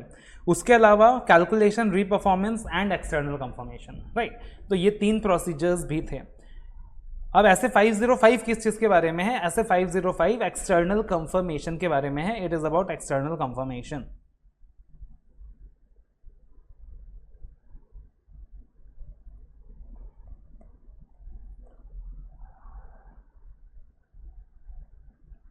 अब एक्सटर्नल कंफर्मेशन का मतलब क्या हो गया भाई? What do you mean by external confirmation? External confirmation, अब एक्सटर्नल कंफर्मेशन क्या है? External confirmation is also one of the procedure given in ऐसे 500 टू ऑब्टेन ऑडिट एविडेंस। अब एक्सटर्नल कंफर्मेशन होता क्या है? एक्सटर्नल कंफर्मेशन मतलब ऑडिटर क्या करेगा? ऑडिटर क्या करेगा? किसी थर्ड पार्टी से कंफर्मेशन लेगा। ऑडिटर क्या करेगा? किसी थर्ड पार्टी से कंफर्मेशन लेगा regarding A information, regarding A assertion given by the management. तो ऑडिटर क्या करेगा? किसी थर्ड पार्टी से कंफर्मेशन लेगा regarding any assertion given by the management in the financial statement. Mainly external confirmation किन चीज़ों के बारे में होगा? अकाउंट्स रिसीवेबल, अकाउंट्स पेबल्स, इन चीज़ों के बारे में होगा। कि मान लो कंपनी क्या कर रही है, अपने बैलेंस शीट में दिखा रही है, कंपनी अपने बैलेंस शीट में दिखा रही है, अरे अपने 50 डेटर से अपने को इन 50 डेटर से पैसा मिलना है, इतना इतना इतना मिलना है, अरे अपने 50 क्रेडिटर्स अपने को इतना इतना पैसा देना है। तो ऑडिटर क्या कर सकता है? उन डेटर्स से जाके कंफर्मेशन ले सकता है, उन डेटर्स से जाके एक्सटर्नल कंफर्मेशन ले सकता है कि तेरे को सचमुच एंटिटी को कितना पैसा देना है। तो ऑडिटर क्या कर सकता है? उन थर्ड पार्टी से जाके कंफर्मेशन ले सकता है। तो एक्सटर्नल कंफर्मेशन का मतलब क्या हो गया? एक ऑडिट एविडेंस ही है जिसे ऑडिटर ऑब्टेन करता है as a direct written response to the auditor from the third party in paper form or by electronic or any other medium। तो एक्सटर्नल कंफर्मेशन का मतलब ये हो गया। अब एक्सटर्नल कंफर्मेशन लेने का 2 तरीका हो गया, एक हो गया पॉजिटिव कंफर्मेशन रिक्वेस्ट, एक हो गया negative confirmation request. What is positive confirmation request, what is negative confirmation request? बहुत सिंपल सी चीज़ है, देखना, हाँ बहुत सिंपल सी चीज़ है। बोला पॉजिटिव कंफर्मेशन रिक्वेस्ट का मतलब क्या हो गया?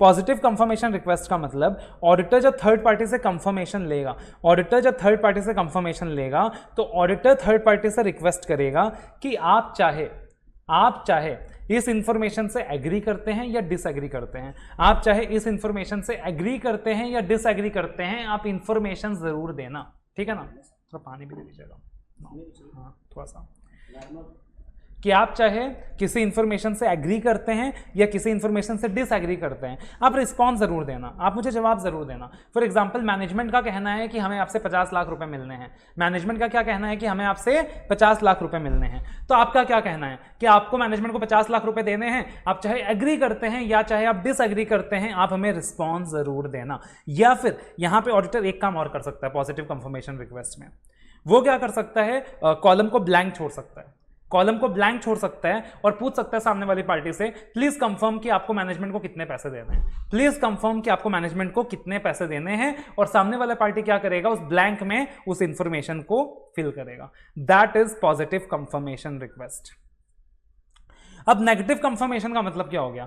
नेगेटिव कंफर्मेशन का मतलब ऑडिटर थर्ड पार्टी को क्या बोल रहा है? ऑडिटर बोल रहा है मेरा क्लाइंट का कहना है कि आपको क्लाइंट को 50 लाख रुपए देने हैं, आपको क्लाइंट को 50 लाख रुपए देने हैं, you are required to respond only if you disagree, you are required to respond only if you disagree. अगर आप डिसएग्री करते हैं इस रिक्वेस्ट से तब आप रिस्पॉन्ड कीजिए, अगर आप डिसएग्री नहीं करते हैं, आप सहमत हैं, आप एग्री करते हो, तो रिस्पॉन्ड करने का कोई जरूरत नहीं है, you don't need to respond.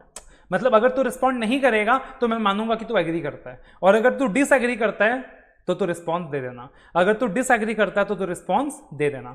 तो ये क्या हो गया? नेगेटिव कंफर्मेशन रिस्पॉन्स रिक्वेस्ट, ठीक है। अब देखना, आपने क्लाइंट से कंफर्मेशन मांगा, और मान लो क्लाइंट का जवाब नहीं आया, आपने थर्ड पार्टी से कंफर्मेशन मांगा और मान लो थर्ड पार्टी का जवाब नहीं आया, तो उसको बोलते हैं नॉन रिस्पॉन्स। क्या बोलते हैं? Non response. आपने थर्ड पार्टी से इंफॉर्मेशन मांगा और जो इंफॉर्मेशन क्लाइंट ने दिया था और जो कंफर्मेशन थर्ड पार्टी दे रहा है उसमें मिसमैच हो रहा है। आपने पूछा थर्ड पार्टी से आपको क्लाइंट को 50 लाख देना है, उसने बोला नहीं नहीं मेरे को 50 लाख नहीं देना है, मेरे को तो 45 लाख देना है। तो वहां पे क्या आ गया? 5 लाख का डिफरेंस आ गया। उस 5 लाख के डिफरेंस को बोलते हैं एक्सेप्शन। उस 5 लाख के डिफरेंस को बोलते हैं एक्सेप्शन। अब उस एक्सेप्शन को क्या करना पड़ेगा? मेरे को एनालाइज करना पड़ेगा। अब उस एक्सेप्शन को मेरे को एनालाइज करना पड़ेगा कि यहां पे ये थर्ड पार्टी झूठ बोल रहा है या फिर ये 5 लाख रुपए एक मिस स्टेटमेंट है, क्योंकि वहां पे दो ही सिचुएशन रहेगा, या तो थर्ड पार्टी झूठ बोल रहा है उस 5 लाख के बारे में, या तो अगर थर्ड पार्टी सच बोल रहा है इसका मतलब क्लाइंट के बुक्स में वो जो 5 लाख रुपए है वो क्या है? मिस स्टेटमेंट है। That is a miss statement. तो मेरे को उस चीज का पता लगाना पड़ेगा कि वो जो एक्सेप्शन है वो मिस स्टेटमेंट तो नहीं है। तो अब एक्सटर्नल कंफर्मेशन का प्रोसेस किस तरीके से रहता है? How the process of external confirmation is. एक चीज सोचो और बताओ, इतने सारे डेटर्स होंगे, इतने सारे क्रेडिटर्स होंगे, इतने सारे इंफॉर्मेशन होंगे, क्या मैं सारे इंफॉर्मेशन के बारे में कंफर्मेशन लूं? क्या लॉजिकल है? क्या नहीं है। तो सबसे पहले मेरे को डिटरमाइन करना पड़ेगा कि मेरे को क्या लगता है, कौन सा असर्शन में रोम ज्यादा है, रिस्क ज्यादा है, कहां मेरे को कंफर्मेशन लेने की जरूरत है। तो I will determine the information to be confirmed. फिर I will select the appropriate confirming party कि मेरे को कौन कौन सा थर्ड पार्टी से कंफर्मेशन लेने की जरूरत है। जरूरी नहीं है कि सारे थर्ड पार्टी से कंफर्मेशन लूं, मेरे को कौन कौन से थर्ड पार्टी से कंफर्मेशन लेने की जरूरत है। अब मैंने सेलेक्ट कर लिया, अब मेरे को डिजाइन करना पड़ेगा कंफर्मेशन रिक्वेस्ट कि मैं पॉजिटिव कंफर्मेशन रिक्वेस्ट यूज करूंगा या मैं नेगेटिव कंफर्मेशन रिक्वेस्ट यूज करूंगा। फिर मैं क्या करूंगा? सेंड करूंगा, थर्ड पार्टी को भेजूंगा। क्या करूंगा? सेंड करूंगा, थर्ड पार्टी को भेजूंगा। बट एक चीज याद रखना, जब तुम ये कंफर्मेशन रिक्वेस्ट थर्ड पार्टी को भेजते हो तो तुमको क्लाइंट का कंसेंट लेना पड़ेगा। Without taking the consent of the client तुम उसके थर्ड पार्टी से कंफर्मेशन नहीं ले सकते, क्योंकि वो थर्ड पार्टी किसका है? कंपनी का है। तो तुमको क्लाइंट से कंफर्मेशन लेना पड़ेगा, उसके बाद ही तुम क्या कर सकते हो? भेज सकते हो। अब मान लो तुमने पॉजिटिव कंफर्मेशन रिक्वेस्ट भेजा है और थर्ड पार्टी का जवाब नहीं आया, तो तुम क्या करोगे? Follow up. तुम क्या करोगे? Follow up. बट अगर तुमने नेगेटिव कंफर्मेशन रिक्वेस्ट भेजा था और फिर थर्ड पार्टी का जवाब नहीं आया, तो फॉलो अप का नीड है क्या? फॉलो अप का नीड नहीं है। अब लॉजिकली सोचो और बताओ, लॉजिकली सोचो और बताओ कि ये जो दो कंफर्मेशन रिक्वेस्ट है, पॉजिटिव कंफर्मेशन रिक्वेस्ट है, नेगेटिव कंफर्मेशन रिक्वेस्ट, इनमें ज्यादा रिलायबल कौन सा है? क्या लग रहा है कि इनमें ज्यादा रिलायबल कौन सा है? पॉजिटिव। पॉजिटिव कंफर्मेशन रिक्वेस्ट यहां पे ज्यादा रिलायबल है, बिकॉज यहां पे रिस्पॉन्स क्या है? गारंटीड है। तुम यहां पे क्या कर रहे हो? रिस्पॉन्स को मैंडेटरी कर रहे हो in case of agreement disagreement. और नेगेटिव कंफर्मेशन में क्या रिस्क है? नेगेटिव कंफर्मेशन में ये रिस्क है कि तुम बोल रहे हो यार रिस्पॉन्ड तभी करना अगर तुम डिसएग्री करते हो। सामने वाले ने जवाब नहीं दिया, तुमको लगा सामने वाला पार्टी एग्री करता है, बट हो सकता है कि सामने वाले पार्टी को कभी तुम्हारा मैसेज मिला ही नहीं, सामने वाले पार्टी को कभी तुम्हारा मैसेज मिला ही नहीं। That is a big risk involve there. और तुमने ये मान लिया कि सामने वाला पार्टी एग्री कर रहा है। तो normally positive request is regarded as more persuasive, positive confirmation request is regarded as more reliable. तो तुम नेगेटिव कंफर्मेशन कब यूज करोगे? Negative confirmation less persuasive evidences देगा, तो तुम नेगेटिव कंफर्मेशन रिक्वेस्ट कब यूज करोगे? ठीक है, as the sole substantive procedure. तो बोला तुम नेगेटिव कंफर्मेशन रिक्वेस्ट को as a substantive audit procedure सिर्फ तभी यूज करोगे जब तुम्हारा असेसमेंट ये बोलता है, जब तुम्हारा असेसमेंट ये बोलता है कि रोम की संभावना बहुत ही कम है। सबसे पहली चीज, रोम की संभावना बहुत ही कम है, यानी risk of metal miss statement के चांसेस बहुत ही कम हैं। Risk of metal miss statement के चांसेस बहुत ही कम है। तो नॉर्मली क्या है यार, तुमको लग रहा है कंट्रोल्स बहुत अच्छे हैं, क्लाइंट का कंट्रोल्स इतना अच्छा है, अकाउंटिंग सिस्टम इतना अच्छा है कि जो फिगर्स इन्होंने अपने डेटर्स क्रेडिटर्स का दिया है उसमें मिसमैच होने के चांसेस तो रेयरेस्ट है। तब तुम क्या कर सकते हो? नेगेटिव कंफर्मेशन यूज कर सकते हो, क्योंकि तुमको क्या लग रहा है? रोम की संभावना बहुत ही कम है। उसके अलावा सिर्फ ये कंडीशंस अपने आप में सफिशिएंट नहीं है। उसके अलावा तुमको लग रहा है पॉपुलेशन जो है उसमें पार्टिकुलरली क्या है? स्मॉल आइटम्स हैं, बहुत सारे स्मॉल आइटम्स हैं और सिमिलर नेचर के आइटम्स हैं, होमोजेनस आइटम्स हैं। तो बहुत सारे सिमिलर नेचर का पॉपुलेशन है, बहुत सारे सिमिलर नेचर के अकाउंट बैलेंसेस हैं, क्लास ऑफ ट्रांजैक्शंस हैं, डिस्क्लोजर्स हैं। और तुमको क्या लग रहा है? रोम भी कम है। तुमको क्या लग रहा है? रोम भी कम है। तुमको क्या लग रहा है? एक्सेप्शन रेट, मतलब एक्सेप्शन, एक्सेप्शन के चांसेस भी बहुत कम है, डिविएशन के चांसेस भी बहुत कम है। जो भी एक्सेप्शन रहेगा, एक्सेप्शन का मतलब क्या था, डिफरेंस, एक्सेप्शन का मतलब क्या था, डिफरेंस, तो वो जो डिफरेंस है उसका चांसेस भी बहुत ही कम है, जो डिफरेंस है उसका चांसेस भी बहुत ही कम है। और तीसरी चीज और चौथी चीज, तुमको लग रहा है कि वो थर्ड पार्टी बहुत ही रिलायबल है, तुमको लग रहा है कि थर्ड पार्टी बहुत ही रिलायबल है, तो अगर ये चारों कंडीशन प्रेजेंट हैं तो ऑडिटर यहां पे नेगेटिव कंफर्मेशन रिक्वेस्ट यूज कर सकता है। बट इन चारों में से कोई भी कंडीशन प्रेजेंट नहीं है तो auditor negative confirmation request use नहीं करेगा, वो पॉजिटिव कंफर्मेशन रिक्वेस्ट ही यूज करेगा। तो कौन से 4 कंडीशंस हैं? पहले ऑडिटर ने असेस किया कि रोम का असेसमेंट बहुत ही कम है, कंट्रोल्स बहुत अच्छे हैं मतलब। दूसरा, छोटे छोटे आइटम्स हैं, होमोजेनस नेचर के आइटम्स हैं। तीसरा, एक्सेप्शन के चांसेस बहुत ही कम है। और चौथा कि तुमको ऐसा, तुम्हारे पास ऐसा कोई भी सिनेरियो नहीं है, तुमको ऐसा कुछ भी नहीं पता कि तुमको थर्ड पार्टी के इंटीग्रिटी में बिल्कुल भी डाउट हो। तो ये क्या हो गया, नेगेटिव कंफर्मेशन रिक्वेस्ट तुम इन 4 कंडीशंस में क्या करने वाले हो, यूज करने वाले हो। नॉर्मली जब तुम बैंक ऑडिट करते हो तो यार एक तो बैंकों का कंट्रोल बहुत स्ट्रांग होता है, there is a very less ROMM regarding the fact कि जो बैलेंसेज हैं उनमें कोई भी एक्सेप्शन हो। तो तुम क्या करोगे, जितने भी स्मॉल बैलेंसेज हैं, मान लो तुम एक मैटरलिटी लेवल डिसाइड कर लोगे कि यार जो भी 10 लाख से कम वाले डेटर्स हैं उन सबको तो मैं नेगेटिव कंफर्मेशन भेजूंगा, खाली जो 10 लाख वाले ऊपर वाले डेटर्स हैं उनको मैं क्या करूंगा, पॉजिटिव कंफर्मेशन भेजूंगा।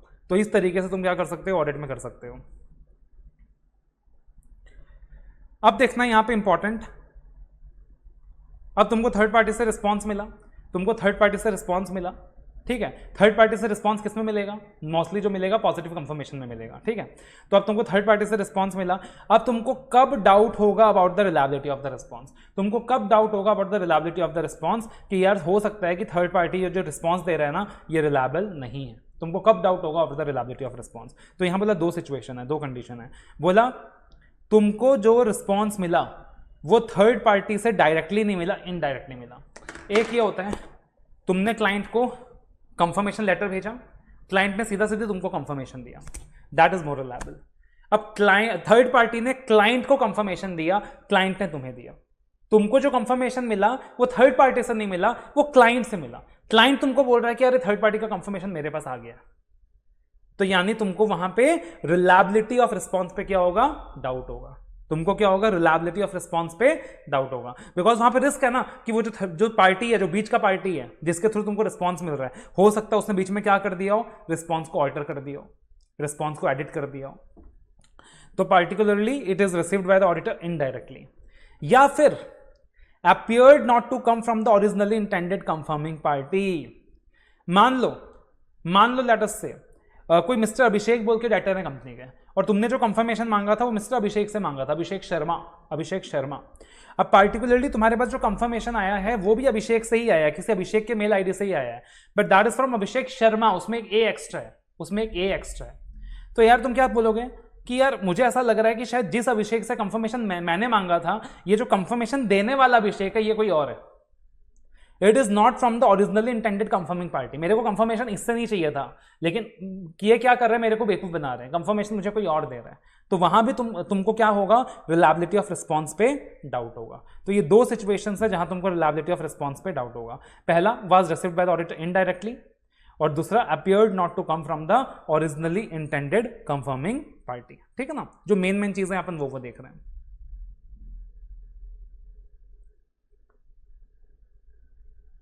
अब क्या बोला यहां पे, results of the external confirmation procedure. तुमने एक्सटर्नल कंफर्मेशन का रिक्वेस्ट भेजा, सामने वाले ने तुम्हें जवाब दिया, उसका रिजल्ट क्या क्या आ सकता है, क्या क्या उसका रिजल्ट आ सकता है। पहला सिचुएशन है तुमको सामने वाले का जो रिस्पॉन्स है उसकी रिलायबिलिटी पे शक है, सामने वाले का जो रिस्पॉन्स है तुमको उसकी रिलायबिलिटी पे शक है, तो तुम क्या करोगे, तुम फर्दर एविडेंसेस लोगे, फर्दर प्रोसीजर्स परफॉर्म करोगे। तुमको उसकी रिलायबिलिटी पे शक है, रिलायबिलिटी पे शक है मतलब तुम उसको एज एविडेंसेस नहीं मानोगे, तुम क्या करोगे, फर्दर एविडेंसेस ऑब्टेन करोगे। तुम क्या करोगे, फर्दर एविडेंसेस ऑब्टेन करोगे, ROMM को दोबारा असेस करोगे। दूसरा पॉसिबल सिचुएशन क्या है, नॉन रिस्पॉन्स, सामने से जवाब आया ही नहीं, सामने से जवाब आया ही नहीं, तो सामने से जवाब आया ही नहीं, इसका मतलब तुम स्टैंडर्ड में दिए गए प्रोसीजर को परफॉर्म नहीं कर पाए, तो तुम क्या करोगे, ऑल्टरनेटिव प्रोसीजर्स। तुम क्या करोगे, ऑल्टरनेटिव ऑडिट प्रोसीजर्स। और ऑल्टरनेटिव ऑडिट प्रोसीजर्स परफॉर्म करके भी तुम्हारा शक दूर नहीं हुआ, मॉडिफाई। ठीक है, ठीक है।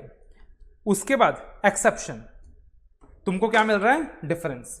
क्लाइंट ने बोला था 50, सामने वाले ने बोला 45, तो तुम क्या देखोगे? अब ये जो 5 लाख है ये कहीं मिस स्टेटमेंट तो नहीं है, ये कहीं मिस स्टेटमेंट तो नहीं है। हो सकता है कि that difference is nothing but the difference in accounting treatment, कि सामने वाले का अकाउंटिंग ट्रीटमेंट थोड़ा अलग तरीके से था और क्लाइंट का अलग तरीके से। वो थोड़ा सा अपना जनवरी टू दिसंबर के हिसाब से कैलकुलेशन कर रहा था और क्लाइंट अप्रैल टू मार्च के हिसाब से कर रहा है। हो सकता है उसकी वजह से भी डिफरेंस अराइज हो रहा हो। तो तुमको क्या देखना पड़ेगा कि वो जो डिफरेंस है वो कहीं मिस स्टेटमेंट तो नहीं है। और एक लास्ट क्वेश्चन जो इस स्टैंडर्ड के अंदर इंपॉर्टेंट है कि अल्टीमेटली जब तुम थर्ड पार्टी से कंफर्मेशन लोगे तो तुमको क्या चाहिएगा? मैनेजमेंट से अप्रूवल चाहिएगा। What if management refuses to seek external confirmation? अगर मैनेजमेंट ने कंफर्मेशन लेने से मना कर दिया तो तुम क्या करोगे? सोचो सोचो सोचो। मैनेजमेंट ने कंफर्मेशन लेने से मना कर दिया, तुम क्या करोगे? Option number 1, withdraw from the engagement. Withdraw करो भाई, मैनेजमेंट कंफर्मेशन लेने से मना कर रहा है, ऐसे कैसे? ऑप्शन नंबर 2, डिस्क्लेमर, सीधा सीधे डिस्क्लेमर दे दो, सीधा सीधे डिस्क्लेमर दे दो। ये option number 3, ask for reason from the management for the refusal. क्या सही लग रहा है? Ask for reason from the management for the refusal.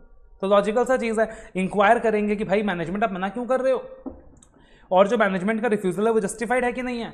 अब तुम बोलोगे सर यहां पे मैनेजमेंट का रिफ्यूजल जस्टिफाइड कैसे हो सकता है? मैनेजमेंट का रिफ्यूजल जस्टिफाइड इसलिए हो सकता है यार, मान लो लेट अस से, सबसे पहली चीज, मैनेजमेंट अगर मना कर रहा है तो तुम्हारे दिमाग में सबसे पहला शक क्या आएगा? कुछ तो गड़बड़ है दया। तो तुम्हारे दिमाग में सबसे पहला शक यही आएगा, कुछ तो गड़बड़ है दया।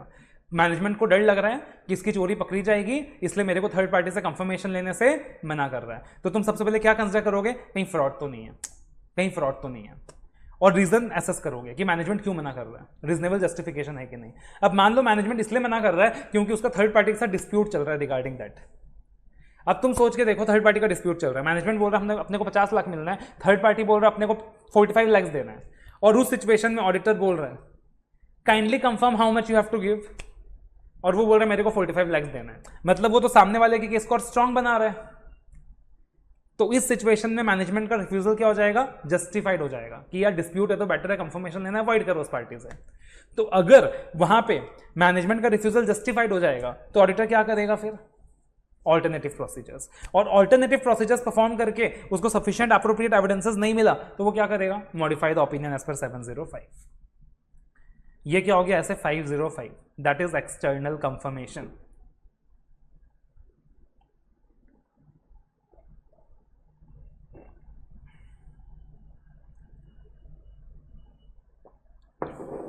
ठीक है, ऐसे 510 that is initial audit engagements opening balances. But यार ये सिंपल स्टैंडर्ड है, वैसे काफी सिंपल स्टैंडर्ड है। So first will be doing ऐसे 520 530, that is very important standards in evidences, तो दैट अपना ये ना छूट जाए, है ना।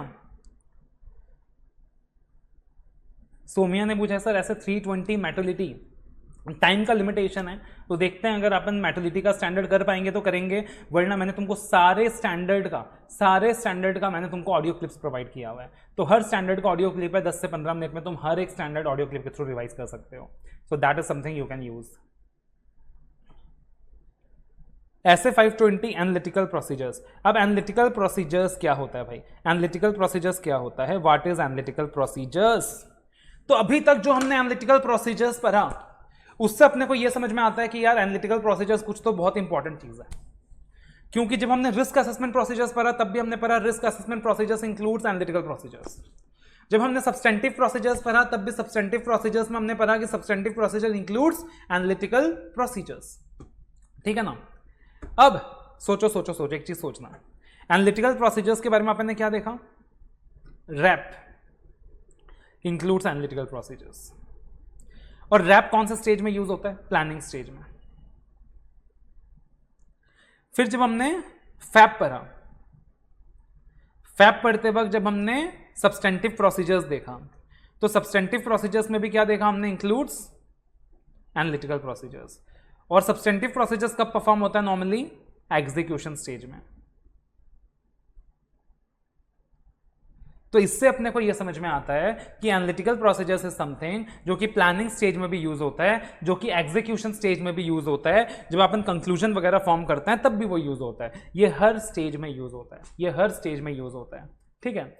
और एनालिटिकल प्रोसीजर्स का जो डेफिनेशन है वो हमने क्या देखा था, तो एनालिटिकल प्रोसीजर्स रिस्क को असेस करने के लिए भी काम आता है, और analytical procedures as a substantive procedures भी हमारे काम आता है to obtain sufficient and appropriate audit evidence regarding the misstatement. ठीक है, तो ये अपने को समझ में आता है। अब एनालिटिकल प्रोसीजर्स होता क्या है, एनालिटिकल प्रोसीजर्स होता क्या है। सब्सटेंटिव प्रोसीजर्स में दो चीजें थी, एक था टेस्ट ऑफ डिटेल्स और एक था analytical procedures. Test of details का मतलब था account balances, class of transactions and disclosures को प्रॉपर वे में कंसीडर करना, वाउचिंग करना, वेरिफिकेशन करना, वो सारा कुछ आता है टेस्ट ऑफ डिटेल्स के अंदर। और एनालिटिकल प्रोसीजर्स में क्या क्या आता है, एनालिटिकल प्रोसीजर्स का मतलब होता है कि एनालिटिकल प्रोसीजर्स का मतलब तुम्हारे दिमाग में आना चाहिए comparison, comparison, consideration of relations, consideration of relations, ये दो शब्द तुम्हारे दिमाग में आने चाहिए जब भी हम एनालिटिकल प्रोसीजर्स की बात करें। Comparisons, consideration of relations, comparisons, consideration of relations. Comparisons किसका किससे, तो बोला कंपैरिजन किसका किससे, बोला करंट ईयर के इन्फॉर्मेशन को पिछले साल के इन्फॉर्मेशन से कंपेयर करो, करंट ईयर के इन्फॉर्मेशन को पिछले साल के इन्फॉर्मेशन से कंपेयर करो। करंट ईयर का सेल्स कितना है, पिछले साल का सेल्स कितना है।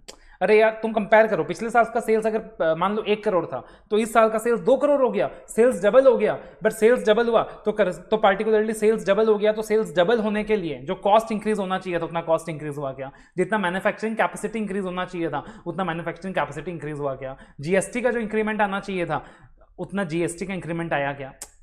तो एक तरफ तुमने कंपैरिजन किया और तुमने सेल्स, दूसरी तरफ क्या करा, सेल्स का रिलेशंस ड्रॉ किया कि सेल्स का जो भी सेल्स का जो भी कंपैरिजन बन सकता था या सेल्स का रिलेशन जिस भी वेरिएबल के साथ था तुमने उस चीज को कंसिडर किया। तो कंपैरेबल इंफॉर्मेशन, करंट ईयर के इंफॉर्मेशन को पिछले साल के इंफॉर्मेशन से क्या करना है, कंपेयर करना है।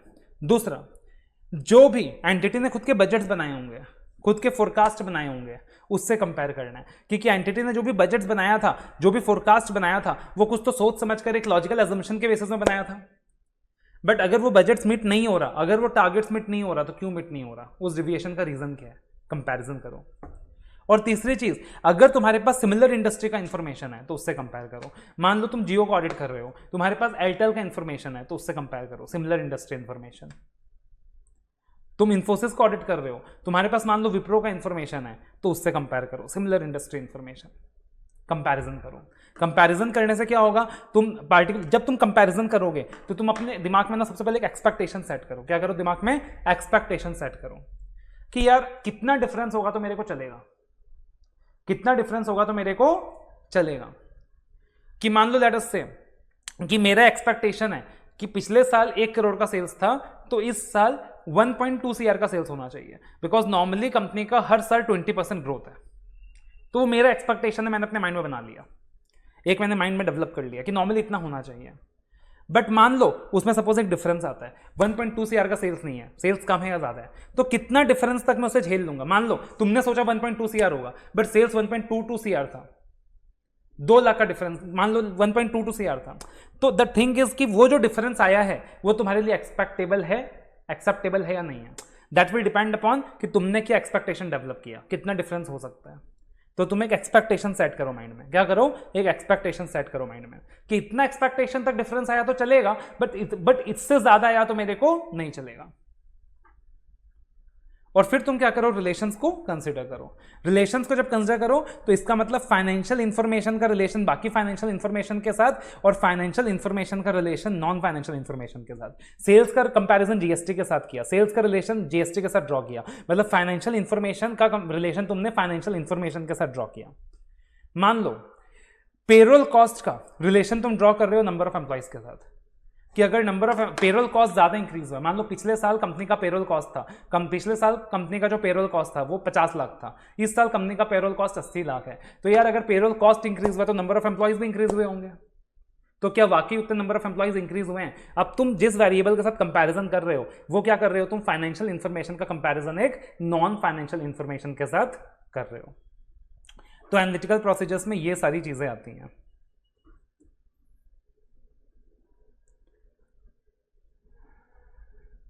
अब इस पार्टिकुलर पॉइंट के ऊपर क्वेश्चन भी है, जितना अपन ने डिस्कस किया उसी से इंस्टीट्यूट के स्टडी मैट में, कि यार सेल्स इंक्रीज हुआ, तो सेल्स इंक्रीज हुआ, एक तुम एक मैन्युफैक्चरिंग इंडस्ट्री का ऑडिट कर रहे हो, तो सेल्स इंक्रीज हुआ तो आइडियली वहां पे मैन्युफैक्चरिंग कैपेसिटी भी इंक्रीज होना चाहिए, और अगर मैन्युफैक्चरिंग कैपेसिटी इंक्रीज नहीं हुआ तो इन दैट सिचुएशन ऑडिटर के दिमाग में शक पैदा होना चाहिए कि यार इतने प्रपोर्शन में सेल्स कैसे इंक्रीज हुआ है। तो इसके ऊपर एमसीक्यू भी है in the ICS study mat. और ये जो एनालिटिकल प्रोसीजर्स है ये तुम हर स्टेज में फॉलो करोगे, प्लानिंग स्टेज में भी फॉलो करोगे, एग्जीक्यूशन स्टेज में भी फॉलो करोगे। एनालिटिकल प्रोसीजर्स के कुल मिलाकर 4 टेक्निक्स हैं। एनालिटिकल प्रोसीजर्स के कुल मिलाकर 4 टेक्निक्स हैं। ये 4 टेक्निक्स कौन कौन से हैं? एक होता है ट्रेंड एनालिसिस, एक होता है ट्रेंड एनालिसिस। ट्रेंड एनालिसिस का मतलब होता है कंपैरिजन। ट्रेंड एनालिसिस का मतलब होता है कंपैरिजन, करंट ईयर के इंफॉर्मेशन को प्रीवियस ईयर इंफॉर्मेशन से कंपेयर करना, ट्रेंड देखना कि यार ट्रेंड किया, कितना परसेंटेज इंक्रीज हो रहा है, कितना परसेंटेज डिक्रीज हो रहा है। दूसरा है reasonableness, reasonableness test. Reasonableness test का मतलब है रिलेशंस एनालाइज करना कि यार अल्टीमेटली सेल्स और जीएसटी का आपस में क्या है, एक रिलेशन है। जितना सेल्स भरेगा उतना सेल्स कमीशन भरेगा, जितना सेल्स भरेगा उतना सेल्स कमीशन भरेगा। तो अल्टीमेटली उन दोनों में क्या है, एक रीजनेबलनेस है। मान लो तुम होटल इंडस्ट्री का ऑडिट कर रहे हो, तो जितना रूम्स का ऑक्यूपेंसी ज्यादा होगा उसके प्रपोर्शन में रेंटल रेवेन्यूज भरेंगे। तो occupancy of premises and rental revenues, इन दोनों का आपस में क्या है, एक रीजनेबलनेस है। रेशियो, फिर तुम क्या करो, ratio analysis. Ratio analysis again एक एनालिटिकल प्रोसीजर्स का पार्ट है।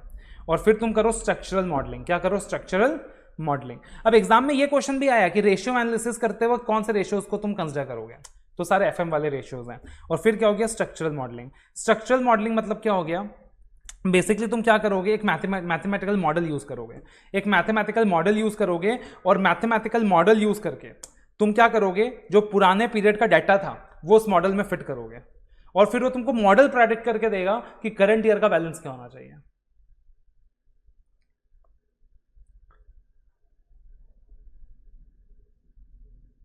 बोला जब भी हम एनालिटिकल प्रोसीजर्स को यूज करते हैं, जब भी हम एनालिटिकल प्रोसीजर्स को as a substantive procedures use करते हैं, तो मेनली हम 4 फैक्टर्स का ध्यान रखते हैं। जब भी एनालिटिकल प्रोसीजर्स को हम as a substantive procedures use करते हैं तो मेनली हम 4 फैक्टर्स का ध्यान रखते हैं। कौन से 4 फैक्टर्स का ध्यान रखते हैं?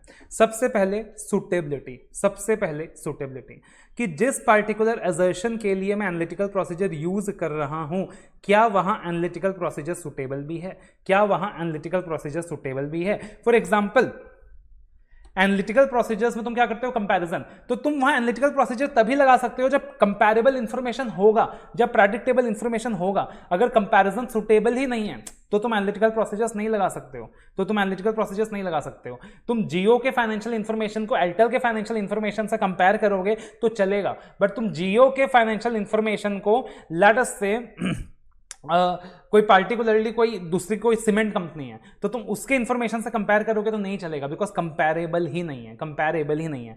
प्रेडिक्टेबल रिलेशंस होना चाहिए। मान लो सेल्स का कंपैरिजन तुमने सेल्स कमीशन के साथ किया, सेल्स का कंपैरिजन तुमने मैन्युफैक्चरिंग कॉस्ट के साथ किया, तो वो चीज चलेगा। सेल्स का कंपैरिजन तुम फिक्स्ड कॉस्ट के साथ कर रहे हो, तो यार कोई रिलेशन है क्या सेल्स और फिक्स्ड कॉस्ट का? नहीं है, तो सुटेबल ही नहीं है। दूसरा, रिलायबिलिटी। क्या? रिलायबिलिटी। और हाँ, सुटेबिलिटी में एक चीज और आएगा कि नॉर्मली अगर लार्ज वॉल्यूम ऑफ डाटा है, नॉर्मली अगर लार्ज वॉल्यूम ऑफ डाटा है और प्रेडिक्टेबल रिलेशन है तो एनालिटिकल प्रोसीजर्स यूज हो सकता है। उसके बाद रिलायबिलिटी, तो तुम क्या देखोगे, यार एनालिटिकल प्रोसीजर्स परफॉर्म करते वक्त सबसे इंपॉर्टेंट चीज जो तुमको चाहिए होती है वो चाहिए होती है रिलायबल डाटा। क्या चाहिए होता है? Reliable data. डाटा रिलायबल होगा तभी तुम क्या कर सकते हो, कंपैरिजंस कर सकते हो, तभी तुम क्या कर सकते हो, रिलेशंस ड्रॉ कर सकते हो। अगर डाटा रिलायबल नहीं होगा तो तुम कुछ नहीं कर सकते, अगर डाटा रिलायबल नहीं होगा तो तुम कुछ नहीं कर सकते। तो रिलायबिलिटी देखते वक्त तुम 4 चीजों का ध्यान रखोगे।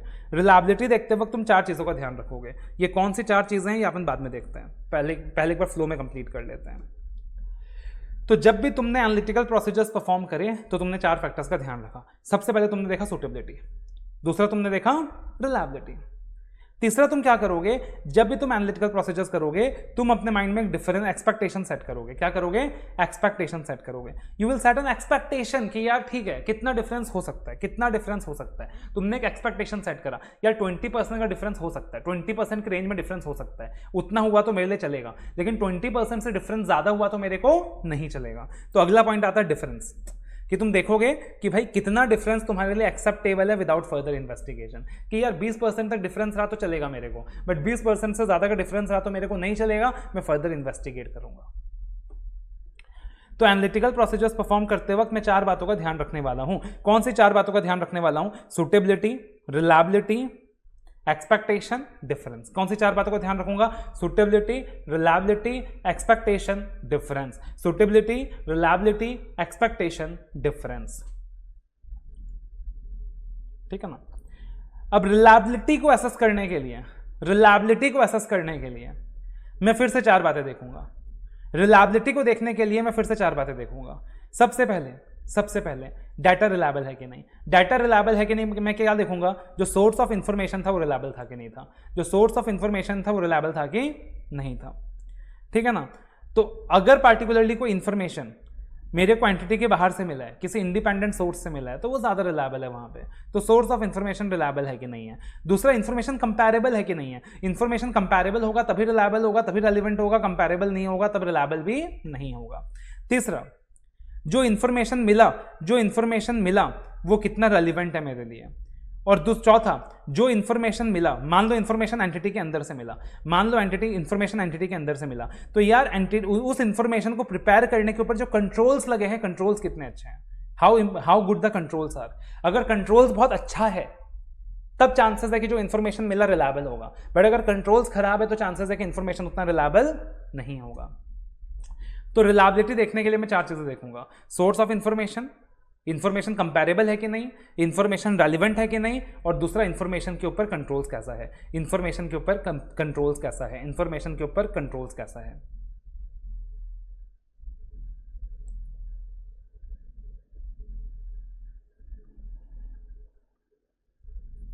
ठीक है ना। Suitability of particular analytical procedures for given assertions. तो नॉर्मली एनालिटिकल प्रोसीजर्स कौन से असर्शंस के लिए यूजफुल है? जहां लार्ज वॉल्यूम ऑफ ट्रांजैक्शंस है और प्रेडिक्टेबल इन नेचर है। लार्ज वॉल्यूम ऑफ ट्रांजैक्शंस है, प्रेडिक्टेबल इन नेचर है। तुम एक चीज सोचो ना यार, लिमिटेड वॉल्यूम ऑफ ट्रांजैक्शंस है तो तुम क्यों ही एनालिटिकल प्रोसीजर्स के लिए माथा पीछी करोगे? तुम पूरा का पूरा account balances, class of transactions check ही कर लोगे। लेकिन बहुत लार्ज वॉल्यूम ऑफ ट्रांजैक्शंस है, तब तुम सोचोगे कि यार इतना लार्ज वॉल्यूम ऑफ ट्रांजैक्शंस है, मैं सारा चेक करने बैठ गया फिर तो पूरा साल कम पड़ जाएगा। तो मैं क्या करता हूं? एनालिटिकल प्रोसीजर्स परफॉर्म करने का सोचता हूं। लेकिन कब परफॉर्म कर पाऊंगा? अगर वो इंफॉर्मेशन प्रेडिक्टेबल है। और मेरे को ये भी असेस करना पड़ेगा कि उस सिचुएशन में एनालिटिकल प्रोसीजर्स मेरे लिए कितना इफेक्टिव है इन असेसिंग ROMM, कि एनालिटिकल प्रोसीजर्स मेरे लिए कितना इफेक्टिव है इन असेसिंग ROMM। और दूसरी चीज बोला कि रेशियोज को भी यूज किया जा सकता है इफेक्टिवली एज एनालिटिकल प्रोसीजर्स। और अलग अलग प्रकार के एनालिटिकल प्रोसीजर्स हमें अलग अलग प्रकार के एश्योरेंसेस देते हैं। Different types of analytical procedures provides different kind levels of assurance. तो अपने को देखना पड़ेगा कि अपन कौन सा एनालिटिकल प्रोसीजर्स किस वक्त यूज कर पा रहे हैं। फिर हम लोग क्या करते हैं? एक्सपेक्टेशन डेवलप करते हैं। तो अपने को यह भी देखना पड़ता है कि जो एक्सपेक्टेशन हमने डेवलप किया है वो सही है कि नहीं है, and that will depend upon कि जो इंफॉर्मेशन अपने पास अवेलेबल है वो कितना रिलायबल है। और यहां पे एक इंपॉर्टेंट टॉपिक आता है, investigating results of analytical procedures. अब तुमने क्या किया था? एक एक्सपेक्टेशन डेवलप किया था। यार पिछले साल मान लो सेल्स 1 CR था, तो इस साल 1.2 CR, मतलब 20% अप डाउन हो सकता है। तो तुमने क्या किया? एक एक्सपेक्टेशन डेवलप किया कि यार 20% अप डाउन हो सकता है। अब 20% तक डिफरेंस रहा तो तुम इन्वेस्टिगेट नहीं करोगे, बट 20% से ज्यादा का डिफरेंस आ गया तो तुम क्या करोगे? इन्वेस्टिगेट करोगे कि भैया इतना डिफरेंस कैसे आ गया यार, पिछले साल 1 करोड़ का सेल्स था, इस बार 1.5 करोड़ का सेल्स कैसे आ गया, मेरे को तो समझ नहीं आ रहा। आपने ऐसा क्या कर दिया कि एक ही बार में 1 करोड़ से 1.5 करोड़ का सेल्स पहुंच गया।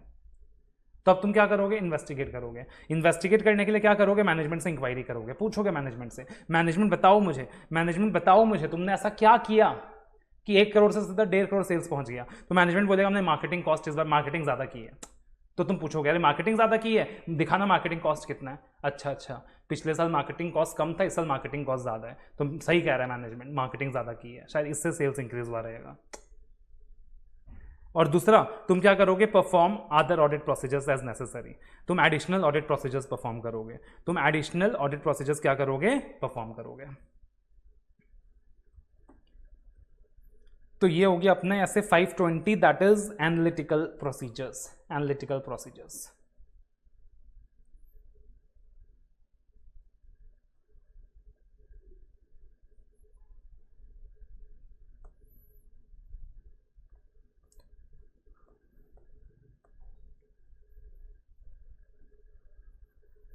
और उसके बाद एक इंपॉर्टेंट स्टैंडर्ड आता है जहां अगेन बच्चों को बहुत ज़्यादा तकलीफ होती है, दैट इज ऐसे 530 ऑडिट सैम्पलिंग। ऐसे 530 ऑडिट सैम्पलिंग जो सिंपल स्टैंडर्ड्स हैं वो भी मैं करा नहीं रहा, मोस्टली जो ऑडिट एविडेंस के टेक्निकल स्टैंडर्ड्स हैं वही सारे मैंने पिकअप किए हैं यहाँ पे, जितना टाइम परमिट करता है। तो देखना ऐसे 530 ऑडिट सैम्पलिंग।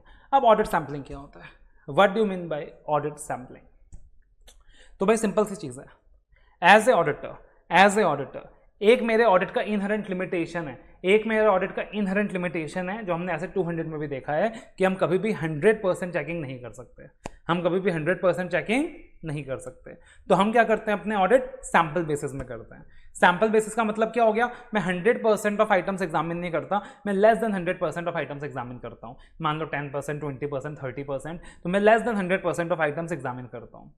बट जो ओपिनियन देता हूं वो किसके ऊपर देता हूं, 10, 20, 30% के ऊपर या पूरे 100% के ऊपर? पूरे 100% के ऊपर। तो ओपिनियन जो देता हूं पूरे 100% के ऊपर देता हूं। जैसे आईसीआई का आप जो पेपर देते हो, तो आईसीआई आपका जो एग्जामिनेशन कंडक्ट करता है वो सैंपल बेसिस में करता है, आपसे कुछ सवाल पूछता है out of the entire syllabus, but जो ओपिनियन देता है वो ओवरऑल देता है कि आपको उस सब्जेक्ट में नॉलेज है कि नहीं है, राइट। तो ऑडिट सैंपलिंग क्या होता है? सबसे पहले अगर बात करें तो फाइनेंशियल स्टेटमेंट को यहां पे बोला गया है पॉपुलेशन, ठीक है ना। तो ऑडिट सैंपलिंग का मतलब क्या होता है? Audit sampling refers to application of audit procedures to less than 100% of items within a population, of audit relevance such that all sampling units have a chance of selection in order to provide the auditor with a reasonable basis on which to draw conclusions about the entire opinion। तो audit sampling का मतलब क्या हो गया कि आपने audit procedures perform करे हैं 100% ऑफ आइटम्स में नहीं, आपने ऑडिट प्रोसीजर्स परफॉर्म करा है to less than 100% of items within a population of audit relevance. हम सिर्फ ऑडिट रेलिवेंस वाले पॉपुलेशन की बात कर रहे हैं। Such that all sampling units have equal chance of being selected, ताकि हम क्या कर सकें, रीजनेबल एश्योरेंस दे सकें on the conclusion that we have given. तो that is what we call as audit sampling. अब सैंपल हम किस चीज में लगाएंगे? पॉपुलेशन। तो पॉपुलेशन क्या हो गया? इंटायर सेट ऑफ डाटा जिससे हम सैंपल सेलेक्ट कर रहे हैं, that is what we call as population. तो बोला पॉपुलेशन के 3 कैरेक्टरिस्टिक्स होने चाहिए, तभी जाके वो सैंपल सक्सेसफुल होगा। पॉपुलेशन के 3 कैरेक्टरिस्टिक होने चाहिए। सबसे पहले पॉपुलेशन एप्रोप्रिएट होना चाहिए, जिस सागर से आप सैंपल चूज कर रहे हो वो एप्रोप्रिएट होना चाहिए। मान लो सपोज इलेक्शंस आ रहा है।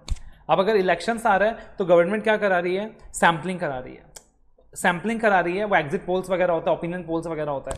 तो ओपिनियन पोल वगैरह हो रहा है कि यार कौन सा पार्टी जीतने वाला है, तो पूरे पॉपुलेशन में से क्या होने वाला है? सैंपल होने वाला है। अब मान लो डाटा से सैंपल में कौन सा डाटा चूज किया? सैंपल में उन लोगों को चूज किया गया जिनका एज 18 ईयर्स नहीं है।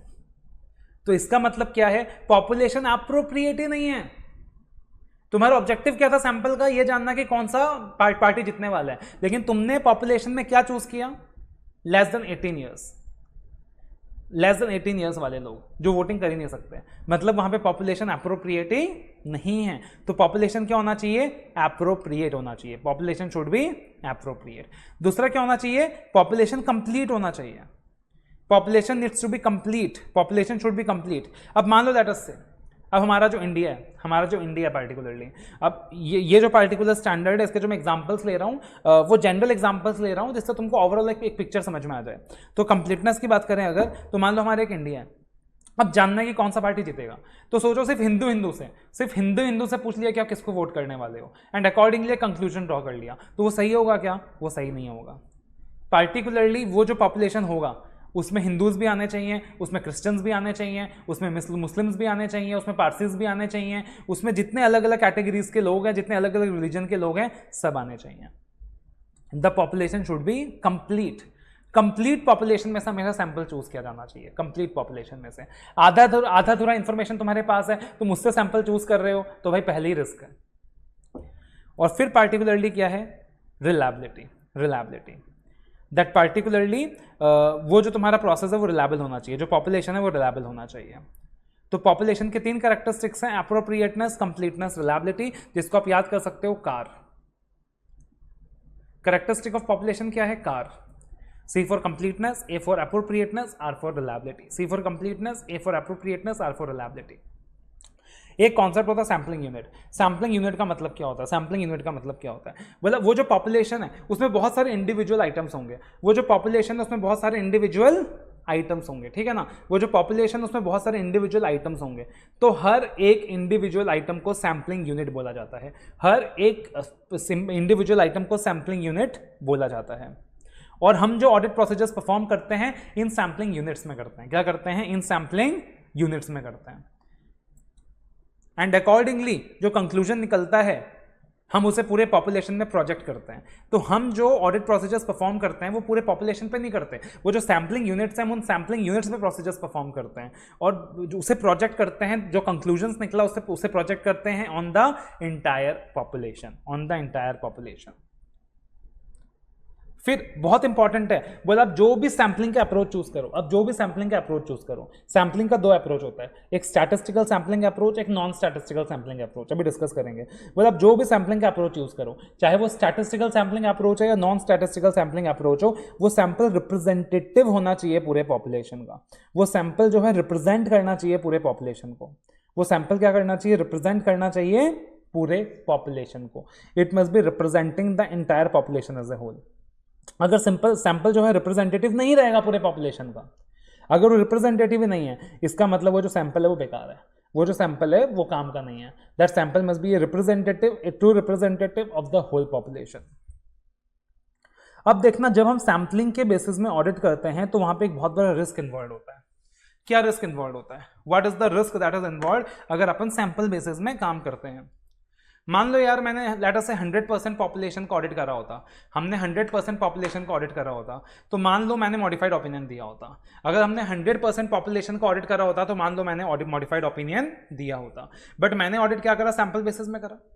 तो ये पॉसिबिलिटी है कि सैंपल बेसिस में मैंने जो एरियाज चेक करे, मैंने परचेज के जितने इनवॉइसेस चेक करे, मैंने सेल्स के जितने इनवॉइसेस चेक करे, मैंने इन्वेंट्री के जितने इनवॉइसेस चेक करे, तो सैंपल बेसिस में मैंने जो चेक करा वहां मेरे को कोई गलती मिली ही नहीं, क्योंकि मेरा सैंपलिंग का परसेंटेज क्या था, रेशियो क्या था, 10%, 15%, 20%। तो सारा जो मिस स्टेटमेंट था वो उस रिमेनिंग 75% में था जो मैंने चेक किया ही नहीं। सारा जो मिस स्टेटमेंट था वो उस रिमेनिंग 75% में था जो कि मैंने चेक किया ही नहीं। इसकी वजह से मैंने कौन सा ओपिनियन फ्रेम कर दिया, अनमॉडिफाइड ओपिनियन, ऑडिट रिस्क। लेकिन अगर मैंने 100% पॉपुलेशन चेक किया होता तो मैंने उन 75% एरियाज को भी चेक किया होता और मैंने दिया होता मॉडिफाइड ओपिनियन। लेकिन क्योंकि मैंने सैंपल बेसिस में काम किया तो अकॉर्डिंगली मेरे को लगा कि मिस स्टेटमेंट एग्जिस्ट नहीं करता, जबकि in reality miss statement exist कर रहा है। तो उस कॉन्सेप्ट को बोलते हैं सैंपलिंग रिस्क। अब पहला सैंपलिंग रिस्क दोनों सिचुएशंस में पॉसिबल है। जब आप टेस्ट ऑफ कंट्रोल्स परफॉर्म करोगे तब भी सैंपलिंग रिस्क हो सकता है, जब आप टेस्ट ऑफ कंट्रोल्स परफॉर्म करोगे तब भी सैंपलिंग रिस्क हो सकता है, और जब आप टेस्ट ऑफ डिटेल्स परफॉर्म करोगे तब भी सैंपलिंग रिस्क हो सकता है। कैसे, बोला जब आप टेस्ट ऑफ कंट्रोल्स परफॉर्म करोगे तब भी सैंपलिंग रिस्क हो सकता है, और जब आप टेस्ट ऑफ डिटेल्स परफॉर्म करोगे तब भी सैंपलिंग रिस्क हो सकता है। कैसे, तुमने टेस्ट ऑफ कंट्रोल्स परफॉर्म किया, तुमने थोड़े मोरे कंट्रोल्स चेक किए, तुमने सारे कंट्रोल्स चेक नहीं किए।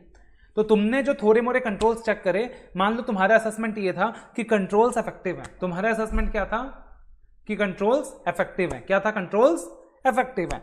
जबकि इन रियलिटी अगर तुमने पूरे कंट्रोल्स चेक करे होते तो तुमने क्या कंक्लूड करा होता कि कंट्रोल्स इफेक्टिव नहीं है। तो वो क्या हो गया, सैंपलिंग रिस्क। वो क्या हो गया, सैंपलिंग रिस्क। ठीक है ना। दूसरा सिचुएशन, तुमको लगा कि कंट्रोल्स कम इफेक्टिव है, तुमको लगा कि कंट्रोल्स कम इफेक्टिव है, जबकि इन रियलिटी कंट्रोल्स ज्यादा इफेक्टिव थे, जबकि इन रियलिटी कंट्रोल्स ज्यादा इफेक्टिव थे। दूसरा सिचुएशन, अगर हम टेस्ट ऑफ डिटेल्स की बात करें, तुमको लगा कि मैटेरियल मिस स्टेटमेंट एग्जिस्ट नहीं करते, लेकिन अगर तुमने पूरा फाइनेंशियल स्टेटमेंट चेक करा होता तो तुम्हारा कंक्लूजन ये बनता कि मैटेरियल मिसस्टेटमेंट एग्जिस्ट करते हैं, या फिर तुमको लगा कि मैटेरियल मिसस्टेटमेंट एग्जिस्ट करते हैं, मतलब बहुत ज्यादा एग्जिस्ट करते हैं। मतलब हुआ क्या, 100 वाउचर था, मान लो लेट अस से 5 मिसस्टेटमेंट था, तुमने जो 10 वाउचर चूज करा उसमें तुमको 5 मिसस्टेटमेंट मिल गया। अब तुमने देख के बोला बाप रे, मैंने 10 वाउचर चेक करा उसमें से 5 मिसस्टेटमेंट मिल गया, तो तुमने बाकी 90 वाउचर्स भी चेक कर लिए क्योंकि तुमको लगा मिसस्टेटमेंट बहुत ज्यादा है, लेकिन बाकी 90 वाउचर्स चेक करके तुमको मिसस्टेटमेंट नहीं मिला। ठीक है, अब देखना दो तरीके का यहां पे क्या है, सैंपलिंग रिस्क है। दो तरीके का यहां पे सैंपलिंग रिस्क है, एक होता है रिस्क ऑफ ओवर रिलायंस, एक होता है रिस्क ऑफ अंडर रिलायंस। मान लो लेटस से जो पहला सिचुएशन था तुमको लगा कि मिस स्टेटमेंट एग्जिस्ट नहीं करता, जबकि मिस स्टेटमेंट एग्जिस्ट करता है। ये बहुत खतरनाक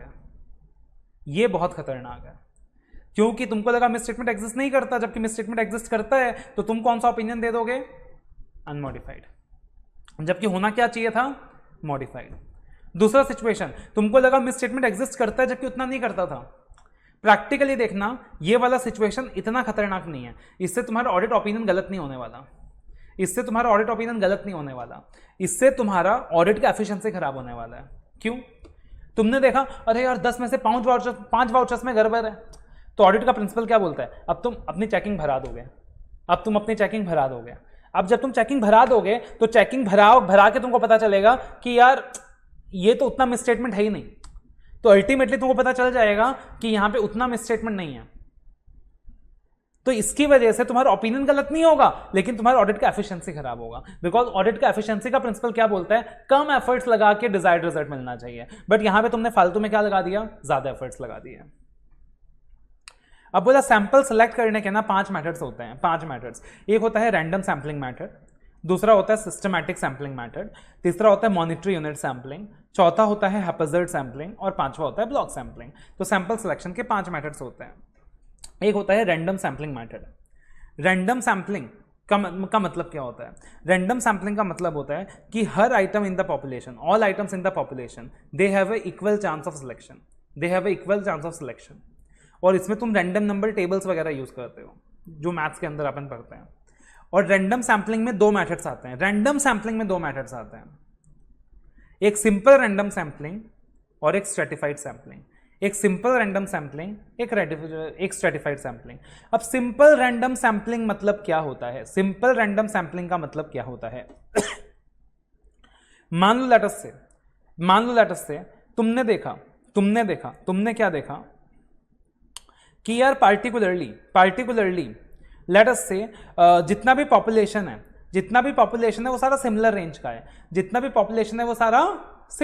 का है, सारा सिमिलर रेंज का, एक ही रेंज के सारे आइटम्स हैं, सिमिलर नेचर के सारे आइटम्स हैं। तुमने देखा यार लेट अस से एक हिंदू स्टेट है, तुमने देखा यहाँ सिर्फ हिंदूज हैं, यहाँ मुस्लिम्स है ही नहीं, क्रिश्चियंस है ही नहीं, तो हिंदूज में एक काम करता हूँ, मैं रैंडम बेसिस में किसी भी 100 हिंदूज को पिकअप कर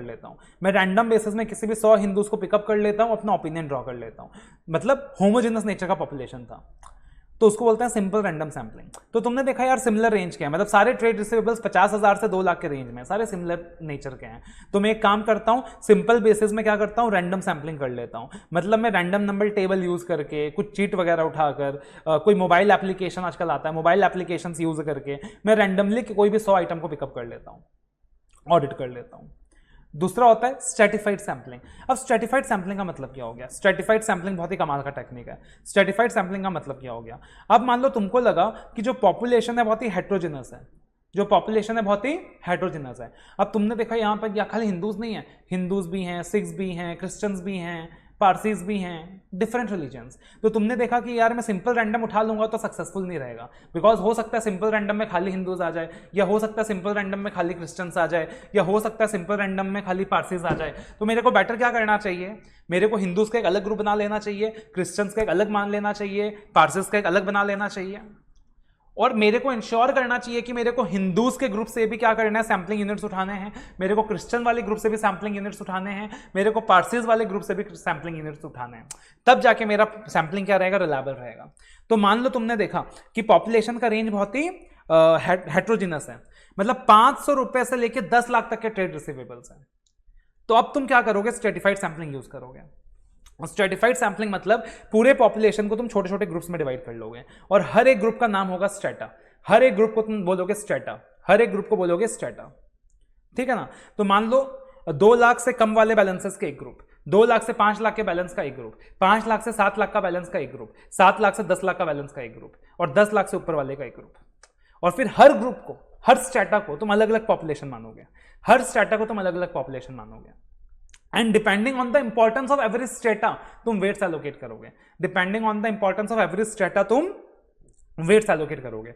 मान लो एक स्ट्रेटा था 2 लाख से कम वाला, सबसे कम इंपॉर्टेंट, तुमने बोला कि मैं इसमें से सिर्फ 2% आइटम ही चेक करूंगा। लेकिन एक स्ट्रेटा था 10 लाख के ऊपर वाला, तो तुमने बोला कि भैया 10 लाख के ऊपर वाला तो मैं 100% चेकिंग करूंगा। तो मतलब हर एक स्ट्रेटा को तुमने क्या किया, अलग अलग ग्रुप मान लिया and depending on the importance तुमने क्या किया, वॉल्यूम्स एलोकेट कर दिए और तुमने फॉलो किया स्ट्रेटिफाइड सैम्पलिंग। ये हेटेरोजेनस पॉपुलेशन के केस में यूज होता है। उसके अलावा यूज होता है इंटरवल सैम्पलिंग या सिस्टमैटिक सैम्पलिंग। इसमें क्या होता है, तुमने एक पार्टिकुलर फॉर्मूला यूज किया, एक फॉर्मूला यूज किया, फॉर्मूला क्या यूज किया तुमने, जो भी सैम्पलिंग यूनिट्स हैं पॉपुलेशन के उसको तुमने डिवाइड किया बाय द सैंपल साइज। जो भी सैम्पलिंग यूनिट्स हैं पॉपुलेशन के उसको तुमने डिवाइड किया बाय द सैंपल साइज। मान लो तुम्हारा लेट अस से सैम्पलिंग यूनिट जो था वो था 10,000, सैम्पलिंग यूनिट्स हैं 10,000 और तुम्हारा सैंपल साइज है 500, तुम्हारा सैंपल साइज है 500 या लेट अस से 1000। तो तुमने क्या किया, 10,000 डिवाइडेड बाई 1000, 10,000 डिवाइडेड बाई 1000। तो तुम्हारा सैम्पलिंग यूनिट नहीं, तुम्हारा एक ये निकल गया सैम्पलिंग, वो निकल गया तुम्हारा ये इंटरवल सैम्पलिंग निकल गया, दैट इज 10। क्या निकल गया, 10। तुम्हारा पार्टिकुलरली सैम्पलिंग यूनिट कितना था, 10,000, सैम्पलिंग यूनिट बस 10,000। तुमने सैंपल साइज क्या रखा, 1000, कि भले मेरे टोटल 10,000 सैम्पलिंग यूनिट्स हैं बट मेरा सैंपल साइज क्या रहने वाला है, 1000 रहने वाला है।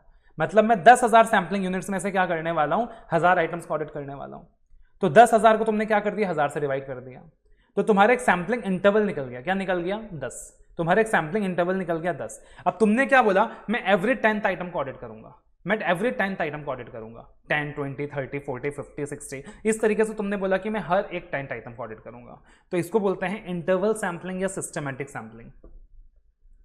उसके बाद आता है मॉनिटरी यूनिट सैम्पलिंग। अब मॉनिटरी यूनिट सैम्पलिंग का मतलब क्या होता है, एज द नेम सजेस्ट कि ये एक वैल्यू वेटेड सिलेक्शन है, ये एक वैल्यू वेटेड सिलेक्शन प्रोसेस है। इसमें मेनली जो सैम्पलिंग का हमारा मेन क्राइटेरिया होगा that is going to be monetary amounts, कि higher the monetary amount higher the chances of it being included in the sample. फिर होता है एक हैप्पैज़ार्ड सैम्पलिंग। अब हैप्पैज़ार्ड सैम्पलिंग क्या होता है, हैप्पैज़ार्ड सैम्पलिंग मतलब यार कोई टेक्निक तुम फॉलो ही नहीं कर रहे, तुम कोई मेथड फॉलो ही नहीं कर रहे, कोई स्ट्रक्चर फॉलो ही नहीं कर रहे, कोई मैथमेटिकल टूल यूज ही नहीं कर रहे, बिल्कुल एक अनस्ट्रक्चर्ड मैनर में तुम क्या कर रहे हो, सैंपल सेलेक्ट कर रहे हो। तुमने डिसाइड किया कि मेरे को कोई भी 100 आइटम का क्या करना है, सैम्पलिंग करना है, 100 आइटम का चेकिंग करना है। तो तुम कोई स्ट्रक्चर यूज ही नहीं कर रहे, कोई जजमेंट यूज ही नहीं कर रहे, कोई रैंडम नंबर टेबल यूज ही नहीं कर रहे, कोई सॉफ्टवेयर यूज ही नहीं कर रहे, एवं ही तुम कोई भी 100 आइटम्स का क्या करने वाले हो, चेकिंग करने वाले हो। तो सबसे अनसाइंटिफिक सैम्पलिंग टेक्निक होता है, सबसे अनरिलायबल सैम्पलिंग टेक्निक होता है। बस इसका फायदा एक ही है, इसका फायदा एक ही है कि इसमें किसी भी तरीके का बायसनेस इन्वॉल्व नहीं है। और फिर एक होता है ब्लॉक सैम्पलिंग। ब्लॉक सैम्पलिंग का मतलब क्या होता है, ब्लॉक सैम्पलिंग का मतलब होता है तुमने बोला मैं एक काम करूंगा, तुमने बोला मैं एक काम करूंगा, मैं कोई स्ट्रैटिफिकेशन वगैरह सच नहीं करूंगा, मैं क्या करूंगा, मैं एक ही मान लो लेट अस से 10,000 सैम्पलिंग यूनिट्स हैं, तुमने एक पार्टिकुलर ब्लॉक उठा लिया, तुमने बीच में से एक पार्टिकुलर ब्लॉक उठा लिया, मान लो 60th से लेके जो 150th आइटम तक का ब्लॉक है। तो तुमने क्या बोला, 60th से लेके 150th आइटम जितने आइटम्स हैं मैं सारा चेक कर लूंगा। तुमने एक और ब्लॉक उठा लिया 5,001 to 5,450th आइटम, कि ये 450 आइटम जो इस ब्लॉक में आएंगे मैं सारा का सारा चेक कर लूंगा। तो तुमने कोई स्ट्रैटिफिकेशन वगैरह नहीं किया, तुमने पूरा एक ब्लॉक चूज कर लिया और ब्लॉक चूज करके तुमने क्या बोला, मैं पूरे ब्लॉक को ऑडिट कर लूंगा एक ही बार में। लेट अस से तुमने बोला कि मैं जून के पूरे मंथ के ट्रांजैक्शंस का चेकिंग कर लेता हूं, मैं अगस्त के सारे ट्रांजैक्शंस चेक कर लेता हूं, तो तुमने ब्लॉक चूज कर लिया। अगेन ये भी उतना रिलायबल नहीं है, बिकॉज चांसेस है कि वो सारे सिमिलर नेचर वाले ट्रांजैक्शंस को तुम एक साथ क्या कर रहे हो, सैंपल में कवर कर रहे हो। अब एक चीज याद रखना, सैम्पलिंग प्रोसेस तुम टेस्ट ऑफ कंट्रोल्स में भी लगा सकते हो, टेस्ट ऑफ डिटेल्स में भी लगा सकते हो। जब टेस्ट ऑफ कंट्रोल्स में तुम सैम्पलिंग प्रोसेस लगाओगे तो तुम क्या आइडेंटिफाई करोगे, डिविएशन फ्रॉम इंटरनल कंट्रोल। और जब तुम टेस्ट ऑफ डिटेल्स में सैम्पलिंग टेक्निक लगाओगे तो तुम क्या आइडेंटिफाई करोगे? Miss statement existing on the account balances, class of transactions and disclosures. Audit sampling के दो अप्रोचेस हैं, एक नॉन स्टैटिस्टिकल सैम्पलिंग, एक statistical sampling. Non statistical sampling का मतलब क्या हो गया कि भाई कोई मैथ्स यूज नहीं हो रहा, कोई साइंस यूज नहीं हो रहा, ऑडिटर अपना पर्सनल एक्सपीरियंस यूज कर रहा है, ऑडिटर अपना नॉलेज यूज कर रहा है। क्या कर रहा है? अपना पर्सनल एक्सपीरियंस यूज कर रहा है कि यार अपना प्रोफेशनल जजमेंट यूज कर रहा है कि यार मैंने इतने साल से ऑडिट किया है, मुझे पता है ईयर एंड के ट्रांजैक्शंस में गड़बड़ी होती है, मुझे पता है इन्वेंट्री ज़्यादा मटेरियल आइटम है वहाँ गड़बड़ी होती है। तो ऑडिटर क्या कर रहा है? कोई मैथ्स यूज नहीं कर रहा, कोई साइंस यूज नहीं कर रहा, वो कंप्लीटली अपना professional experience and knowledge use कर रहा है। उसको क्या बोलते हैं? Non statistical sampling. इसका क्रिटिसिज्म क्या है? इसका क्रिटिसिज्म क्या है कि ये ऑब्जेक्टिव नहीं है, ये साइंटिफिक नहीं है। इसका क्रिटिसिज्म क्या है कि ये ऑब्जेक्टिव नहीं है, ये साइंटिफिक नहीं है। और इसमें पर्सनल बायसनेस का रिस्क बहुत ज़्यादा है, इसमें पर्सनल बायसनेस का रिस्क बहुत ज़्यादा है। स्टैटिस्टिकल सैम्पलिंग की बात करें तो इसका मतलब यहाँ पे तुम क्या यूज़ कर रहे हो? मैथ्स। यहाँ पे तुम क्या यूज़ कर रहे हो? Probability theory. तो यहाँ पे सबसे बड़ा फायदा क्या है? कोई भी पर्सनल बायसनेस इन्वॉल्व नहीं होता, कोई भी पर्सनल बायसनेस इन्वॉल्व नहीं होता। That is the advantage of statistical sampling, ठीक है ना? That is the advantages of statistical sampling. अब देखिएगा एक इंपॉर्टेंट क्वेश्चन है यहां पे कि मेरा सैंपल साइज क्या रहने वाला है? मेरा सैंपल साइज क्या रहने वाला है? What is going to be my sample size? What is going to be my sample size? मेरा सैंपल साइज क्या रहेगा? तो बोला नॉर्मली हमारा जो सैंपल साइज है क्या क्या फैक्टर्स है जो हमारे सैंपल साइज को इन्फ्लुएंस करेगा? तो बोला टेस्ट ऑफ कंट्रोल्स के केस में कौन से फैक्टर्स हैं जो हमारे सैंपल साइज को इन्फ्लुएंस करेगा, और टेस्ट ऑफ डिटेल्स के केस में कौन से फैक्टर्स हैं जो हमारे सैंपल साइज को इन्फ्लुएंस करेगा, ठीक है ना? टेस्ट ऑफ कंट्रोल्स के केस में कौन से फैक्टर्स हैं जो हमारे सैंपल साइज को इन्फ्लुएंस करेगा, और टेस्ट ऑफ डिटेल्स के केस में वो कौन से फैक्टर्स हैं जो हमारे सैंपल साइज को इन्फ्लुएंस करेगा, ठीक है? अब देखना यहां पे खाली एक मिस प्रिंट को करेक्ट कर लेना है। Factors determining extent of checking on sample plan, examples of factors influencing sample size for test of controls. अब इसी को समराइज करके दिया है, summary of effect. Factors affecting sample size, ये 4 TOC होगा, 4 TOC, 4 TOC। तो अब देखना एकदम सिंपल सी चीज है, एकदम सिंपल सी चीज है। जब हम TOC परफॉर्म करते हैं तो अपने को क्या मिलता है? डिविएशन। क्या मिलता है? डिविएशन। अब मान लो मेरा टॉलरेबल रेट ऑफ डिविएशन बहुत ज्यादा है। अब टॉलरेबल रेट ऑफ डिविएशन होगा क्या? टॉलरेबल रेट ऑफ डिविएशन का मतलब क्या है? मान लो मेरा टॉलरेबल रेट ऑफ डिविएशन बहुत ज्यादा है, मतलब यार डिविएशन ज्यादा होगा तब भी मेरे को चलेगा, डिविएशन ज्यादा होगा तब भी मेरे को चलेगा। मेरा टॉलरेबल रेट ऑफ डिविएशन ज्यादा है तो मेरा सैंपल साइज कम होगा या ज्यादा होगा? सैंपल साइज कम होगा, बिकॉज डिविएशन ज्यादा उनसे मेरे को चलेगा, तो मेरा सैंपल साइज क्या होगा?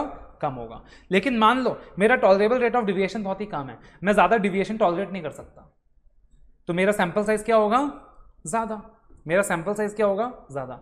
मान लो मेरे को ऑडिट में ना ज्यादा एश्योरेंस चाहिए, मेरे को ज्यादा एश्योरेंस चाहिए, होता है ना हर किसी का, मेरे को ज्यादा एश्योरेंस चाहिए, तो ज्यादा एश्योरेंस चाहिए तो सैंपल साइज क्या रखना पड़ेगा? ज्यादा। सैंपल साइज क्या रखना पड़ेगा? ज्यादा, ठीक है ना? मान लो कंट्रोल्स बहुत अच्छे हैं, मान लो कंट्रोल्स बहुत अच्छे हैं, तो सैंपलिंग साइज कम भी रख सकता हूं। मैं क्या कर सकता हूं? सैंपलिंग साइज कम भी कर सकता हूं। अब एक चीज याद रखना, एक चीज याद रखना, यहां गलती होगी। मान लो जो सैंपलिंग यूनिट्स है, जो सैंपलिंग यूनिट है पॉपुलेशन में, सैंपलिंग यूनिट्स इंक्रीज हो रहे हैं, सैंपलिंग यूनिट इंक्रीज हो रहा है। मान लो लेटस से पहले तुम्हारे सैंपलिंग यूनिट में, पहले तुम्हारे सैंपलिंग यूनिट में 100 आइटम्स थे, तो तुमने अपना सैंपल साइज 20 रखा था। अब तुम्हारे सैंपलिंग यूनिट में 200 आइटम्स है, तो अब क्या हमारा सैंपल साइज इंक्रीज होगा? अब क्या हमारा सैंपल साइज इंक्रीज होगा? तो नॉर्मली अपने को लग रहा है हाँ यार पहले 100 आइटम्स था तो अपना सैंपलिंग 20 था सैंपल साइज, अब 200 हो गया सैंपलिंग यूनिट, तो अपना सैंपल साइज तो इंक्रीज होना चाहिए। बट ऐसा नहीं होता। अगर हम स्टैटिस्टिकल सैंपलिंग फॉलो कर रहे हैं तो ऐसा नहीं होता। अगर हम स्टैटिस्टिकल सैंपलिंग फॉलो कर रहे हैं तो ऐसा नहीं होता, बिकॉज स्टैटिस्टिकल सैंपलिंग में हम मैथ्स यूज करते हैं, मैथ्स हमें प्रेडिक्ट करके देता है, और ऐसा बिल्कुल जरूरी नहीं है कि सैंपलिंग पार्टिकुलरली सैंपलिंग यूनिट्स भरने की वजह से सैंपलिंग साइज भरेगा, ऐसा बिल्कुल जरूरी नहीं है। अगर मान लो सारा का सारा पॉपुलेशन होमोजेनस कैटेगरी का है तो हो सकता है कि वो वहां पे नंबर ऑफ आइटम्स को ना इंक्रीज करके बताए। तो हो सकता है 200 आइटम्स पे भी मेरा सैंपल साइज 20 रहे, हो सकता है 200 आइटम्स पे भी मेरा सैंपल साइज 20 रहे, हो सकता है 300 आइटम्स पे भी मेरा सैंपल साइज 20 रहे। तो स्टैटिस्टिकल सैंपलिंग फॉलो करते वक्त ये बिल्कुल भी जरूरी नहीं होता कि सैंपलिंग यूनिट्स इंक्रीज होने की वजह से मेरा सैंपल साइज भी इंक्रीज होगा। तो this is one of the factor that is going to have a negligible effect on sample size. दूसरा, example of factors influencing sample size for test of details. अब हम टेस्ट ऑफ डिटेल्स की बात कर रहे हैं, तो यहां पे ये करेक्शन होगा, टीओडी होगा। अब टीओडी परफॉर्म करते वक्त मेरे को क्या मिलता है, डिविएशन या मिस स्टेटमेंट? Miss statement. तो मिस स्टेटमेंट, तो अब मैं क्या सेट करूंगा, tolerable rate of miss statement, tolerable miss statement. अब मान लो मेरा टॉलरेबल मिस स्टेटमेंट ज्यादा है, मैं ज्यादा मिस स्टेटमेंट झेल सकता हूं, तो मेरा सैंपल साइज क्या रहेगा, कम या ज्यादा? कम। मेरा टॉलरेबल मिस स्टेटमेंट कम है, तो मेरा सैंपल साइज क्या रहेगा, कम या ज्यादा? ज्यादा। मेरे को एश्योरेंस ज्यादा चाहिए, तो सैंपल साइज क्या होगा, ज्यादा। रोम हाई है, risk of metal miss statement ज्यादा है, सैंपल साइज ज्यादा। रोम कम है, तो सैंपल साइज क्या होगा, कम। Very logical. Increase in the number of sampling units, negligible effect on the sample size, negligible effect on the sample size. तो ये काफी इंपॉर्टेंट कॉन्सेप्ट है ऐसे 530 में। परफॉर्मिंग ऑडिट प्रोसीजर्स, तो बोला जो भी आइटम आपने सेलेक्ट किया है ना, जो भी आइटम आपने सेलेक्ट किया है ना, उसमें आप क्या करो, ऑडिट प्रोसीजर्स परफॉर्म करो, उसमें आप क्या करो, ऑडिट प्रोसीजर्स परफॉर्म करो। बोला किसी सिलेक्टेड आइटम में आप अगर ऑडिट प्रोसीजर परफॉर्म नहीं करते हो, किसी सिलेक्टेड आइटम में आप अगर ऑडिट प्रोसीजर परफॉर्म नहीं करते हो, क्यों परफॉर्म नहीं करते हो? मान लो तुमने गलत आइटम चूज कर लिया, मान लो तुमने गलत आइटम चूज कर लिया, तो तुम वहां पे ऑडिट प्रोसीजर परफॉर्म नहीं कर सकते। तो तुम वोटिंग के लिए पार्टिकुलरली जा रहे थे, तुम इलेक्शन का पोल कंसिडर कर रहे थे, इलेक्शन का पोल का वो कर रहे थे, काउंटिंग वगैरह, तो तुमने बीच में क्या कर लिया, एक माइनर को चूज कर लिया। तुमको लगा यार ये तो गलत है यार, मतलब ये तो गलत है, यहाँ तो सैंपलिंग यूनिट लगा के फायदा नहीं है, तो तुम क्या करोगे, उसके बदले किसी और को कंसिडर करोगे। तो if audit procedure is not applicable to selected item, मतलब पार्टिकुलरली वहां पे तुम्हारा ऑब्जेक्टिव क्या था, इलेक्शन में कौन जीतेगा पता करना, तो अकॉर्डिंगली तुमको क्या करना चाहिए था, मेजर्स को चूज करना चाहिए था, बट तुमने माइनर को चूज कर लिया, मतलब ऑडिट प्रोसीजर एप्लीकेबल ही नहीं है उस आइटम में। तो तुम क्या करोगे, रिप्लेसमेंट आइटम ढूंढोगे। क्या करोगे, रिप्लेसमेंट आइटम ढूंढोगे। Performing audit procedures, performing audit procedures.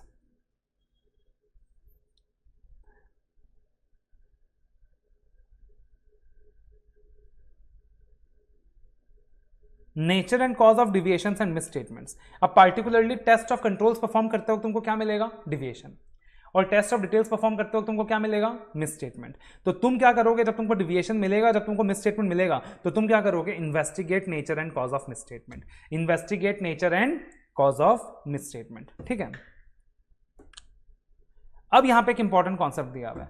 क्या कॉन्सेप्ट दिया हुआ है, बोला एक्सट्रीमली रेयर सर्कमस्टेंसेज में, एक्सट्रीमली रेयर सर्कमस्टेंसेज में ऐसा हो सकता है, एक्सट्रीमली रेयर सर्कमस्टेंसेज में ऐसा हो सकता है कि जो मिस स्टेटमेंट या डिविएशन तुमको मिला, जो मिस स्टेटमेंट या डिविएशन तुमको मिला वो एक एनोमली है, जो मिस स्टेटमेंट या डिविएशन तुमको मिला वो एक एनोमली है, तब तुम उसे प्रोजेक्टेड मिस स्टेटमेंट में कंसिडर नहीं करोगे, तब तुम उसे प्रोजेक्टेड मिस स्टेटमेंट में कंसिडर नहीं करोगे। क्या मतलब हो गया इसका, कि एक्सट्रीमली रेयर सर्कमस्टेंसेस में अगर ऑडिटर ने ये कंसिडर किया कि जो मिस स्टेटमेंट या डिविएशन मेरे को मिला वो एक एनोमली है, तो तुम उसे प्रोजेक्टेड मिस स्टेटमेंट में कंसिडर नहीं करोगे। इसका क्या मतलब हो गया, एनोमली का मतलब क्या हो गया, एनोमली का मतलब हो गया miss statement that is exceptional, A miss statement that is exceptional, A deviation that is exceptional, जो नॉर्मली कभी नहीं होता, जो नॉर्मली कभी नहीं होता, नॉर्मली कभी भी नहीं होता ऐसा, ठीक है ना, नॉर्मली कभी भी नहीं होता। फॉर एग्जाम्पल, तुम पार्टिकुलरली क्या कर रहे हो, ऑडिट कर रहे हो, तुमने देखा किसी एक पार्टिकुलर दिन में, किसी एक पार्टिकुलर दिन में ट्रांजैक्शंस कैप्चर नहीं हुए, ट्रांजैक्शंस कैप्चर नहीं हुए, ठीक है ना, किसी एक पार्टिकुलर दिन में ट्रांजैक्शंस कैप्चर नहीं हुए। अब तुमने पता लगाया कि ट्रांजैक्शंस क्यों कैप्चर नहीं हुआ, तो ट्रांजैक्शंस इसलिए कैप्चर नहीं हुआ पार्टिकुलरली क्योंकि उस पार्टिकुलर डे में कुछ बग वगैरह आ गया था आईटी में, कुछ बग वगैरह आ गया था अकाउंटिंग सॉफ्टवेयर में, इसकी वजह से उस पार्टिकुलर दिन में क्या हुआ, ट्रांजैक्शन कैप्चर नहीं हुआ। लेकिन आज तक मैं इतने साल से ऑडिट कर रहा हूं, मैंने ऐसा कभी भी नहीं देखा होते हुए। That was the exceptional situation कि यार मैंने पार्टिकुलरली देखा कि यार उस दिन ट्रांजैक्शन कैप्चर नहीं हुआ है, तो मैं उसको इतना सीरियस नहीं लूंगा। तुमने देखा पार्टिकुलरली कि यार सारे बिल्स ऑथराइज्ड है, सारे बिल्स ऑथराइज्ड है, सब चीज ऑथराइज्ड है, पार्टिकुलरली एक ऐसा दिन है, एक ऐसा डे है जिसमें कोई भी बिल ऑथराइज नहीं है, जिसमें कोई भी ट्रांजैक्शन ऑथराइज नहीं है, तो तुमने पता करा ऐसा क्यों है, तो तुमने पता करा ऐसा क्यों है, तो तुमको पता चला यार उस पार्टिकुलर दिन को कुछ इश्यू हो गया था, कुछ सिस्टम में बग्स आ गया था, वो जो एम्प्लॉय था वो प्रेजेंट नहीं था, छुट्टी में था, तो ऐसा कुछ था। और वैसा नॉर्मली कभी होता ही नहीं है, मतलब वो एक एक्सेप्शन है, डिविएशन है, जो नॉर्मली कभी भी नहीं होता। अगर सिंपल टर्म्स में बात करें तो तुम एक एवरेज हाइट का अंदाजा लगा रहे हो लोगों का, तुम एक एवरेज हाइट का अंदाजा लगा रहे हो, ठीक है। अब तुम एवरेज हाइट का अंदाजा लगा रहे हो, तुम देख रहे हो 5 फीट, 5.3, 5.5, 5.7, 4.9, 6.2। तुमने देखा एक आदमी 15 फीट का है, तुमने देखा एक आदमी 15 फीट का है, लेकिन अब वो 15 फीट के आदमी को तुम कंसिडर कर लोगे, तुम्हारा पूरा सैम्पलिंग का रिजल्ट गलत निकल जाएगा। वो तो एक एनोमली है, मतलब एक एक्सेप्शनल है यार, वैसा कभी होता ही नहीं, बहुत रेयरेस्ट ऑफ द रेयरेस्ट कोई वैसा होता है। तो उसको क्या करो, इग्नोर कर दो, उसको क्या करो, इग्नोर कर दो, उसको प्रोजेक्टेड पॉपुलेशन में कंसिडर मत करो, प्रोजेक्टेड मिस स्टेटमेंट में कंसिडर मत करो। तो ये क्या है, ऐसे 530 दैट इज ऑडिट सैम्पलिंग। जितने भी इंपॉर्टेंट कॉन्सेप्ट्स हैं वो अपन ने क्या किया है, कवर अप किया है। We have covered all the important areas, ठीक है। तो अब अपने ऐसे 530 भी हो गया ऑडिट सैम्पलिंग, ठीक है।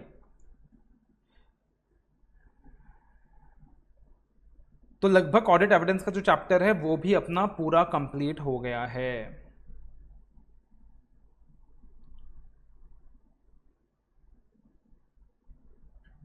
तो अब देखना particularly for the purpose of marathon इस बार अपन ने क्या क्या टॉपिक्स कवर किए हैं, बिकॉज जो भी अपन ने कवर किया है तो अपन ने इंश्योर किया है कि यार थोड़ा बहुत मतलब ये हो कि तुम्हारे साथ कॉन्सेप्चुअल क्लैरिटी भी मिले तुमको। तो we have particularly maintained a high speed, but at the same time I have try to ensure कि तुमको यार थोड़ा बहुत कॉन्सेप्चुअल क्लैरिटी भी मिले, कि यार मैं तुमको सिर्फ जबरदस्ती के 80 मार्क्स करा दूंगा बट कुछ क्लैरिटी नहीं मिलेगा तो कुछ सेंस नहीं बनता। बट अगर 50, 55, 60 मार्क्स भी मैं तुमको करा रहा हूँ, बट अगर तुमको उसमें कॉन्फिडेंस आ रहा है, so that is something that is more relevant for me. और मैंने तुमको ऑडिट में जो कॉन्सेप्ट्स करा दिया है ना, वो उतना करा दिया है कि अब तुम देखोगे कि नॉर्मली तुमको ऑडिट में कुछ भी टफ नहीं लगेगा, बिकॉज ऑडिट में जितना टेक्निकल पार्ट है, ऑडिट के अंदर जो स्टैंडर्ड्स के मेन एरियाज है वो सारा अपन ने यहाँ डिस्कस कर लिया है। एंड यू विल सी कि अब तुमको कुछ भी ज़्यादा टफ नहीं लगने वाला। ऑडिट रिपोर्ट का जो टॉपिक अपन ने कवर किया था, तो मान लो ऑडिट रिपोर्ट के टॉपिक से जितना भी अपन ने कवर किया था, तो यहाँ तुमको अराउंड 12 मार्क्स का वेटेज मिल जाएगा। Then nature, objective, scope of audit का जो टॉपिक अपन ने कवर किया था, यहां भी तुमको 12 से 15 मार्क्स का वेटेज मिल जाएगा। देन या फिर यहां पे आप 10 मार्क्स से मान के चलो।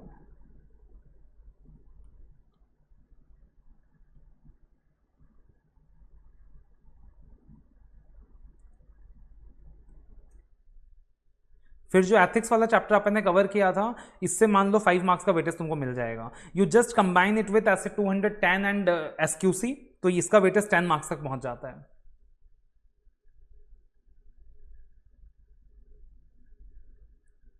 तो ऑडिट रिपोर्ट, उसके बाद अपन ने क्या किया था, प्लानिंग का चैप्टर किया था। तो ऑडिट प्लानिंग के चैप्टर से अगेन अपने को 12 से 15 मार्क्स का वेटेज मिल जाता है। फिर risk assessment and internal control, इसमें अगर हम ऑडिट ऑफ ऑटोमेटेड इन्वायरमेंट भी कर पाते तब करीबन 20 मार्क का वेटेज हो जाता, but because we have not done audit of automated environment, तो अगेन 12 से 15 मार्क का वेटेज आप मान के चलो। एंड उसके अलावा ऑडिट एविडेंस, तो ऑडिट एविडेंस के जितने स्टैंडर्ड्स अपन ने किए हैं ना, इससे भी आप 10 मार्क तो श्योर शॉट मान के चलो कि क्वेश्चन आएंगे ही आएंगे। तो मान लो लगभग 60 मार्क्स का कवरेज, लगभग 60 मार्क्स का कवरेज अपन ने यहां पे मैराथन में किया है, ठीक है। एंड उसके अलावा देखना लगभग पूरे सिलेबस का ऑडियो नोट्स मैंने तुमको प्रोवाइड किया है। आई प्रोवाइडेड यू ऑडियो नोट्स। तो पार्टिकुलरली मैं कल तक तुमको क्या करूंगा, जब भी तुम ये वीडियो देख रहे हो, अगर तुम वीडियो बाद में देख रहे हो तो ऑलरेडी तुमको मिलेगा डिस्क्रिप्शन में, अगर तुम लाइव मैराथन देख रहे हो तो कल तक तुमको डिस्क्रिप्शन में जो ऑडियो नोट्स हैं उसका लिंक भी डिस्क्रिप्शन में मिल जाएगा। तो ऑडियो नोट्स के अंदर almost 95% of audit syllabus her chapter audio clips में कवर्ड है। तुमको क्या करना है, सुबह शाम बस क्या करना है, उन वॉइस क्लिप्स को सुनना है। आप देखोगे 15 मिनट में ये एक पार्टिकुलर स्टैंडर्ड हो गया, 10 मिनट में दूसरा स्टैंडर्ड हो गया, बैंक ऑडिट आधे घंटे में हो गया। इस तरीके से पूरा ऑडिट 10 से 12 घंटे में रिवाइज हो जाएगा तुम्हारा, ऑल द इंपॉर्टेंट एरियाज। तो रिविजनरी वॉइस क्लिप्स के थ्रू तुम क्या कर सकते हो, जो एरियाज अपन ने मैराथन में किया है उसको भी रिवाइज कर सकते हो, एंड बाकी एरियाज भी रिवाइज कर सकते हो using the revisionary voice clips, ठीक है ना।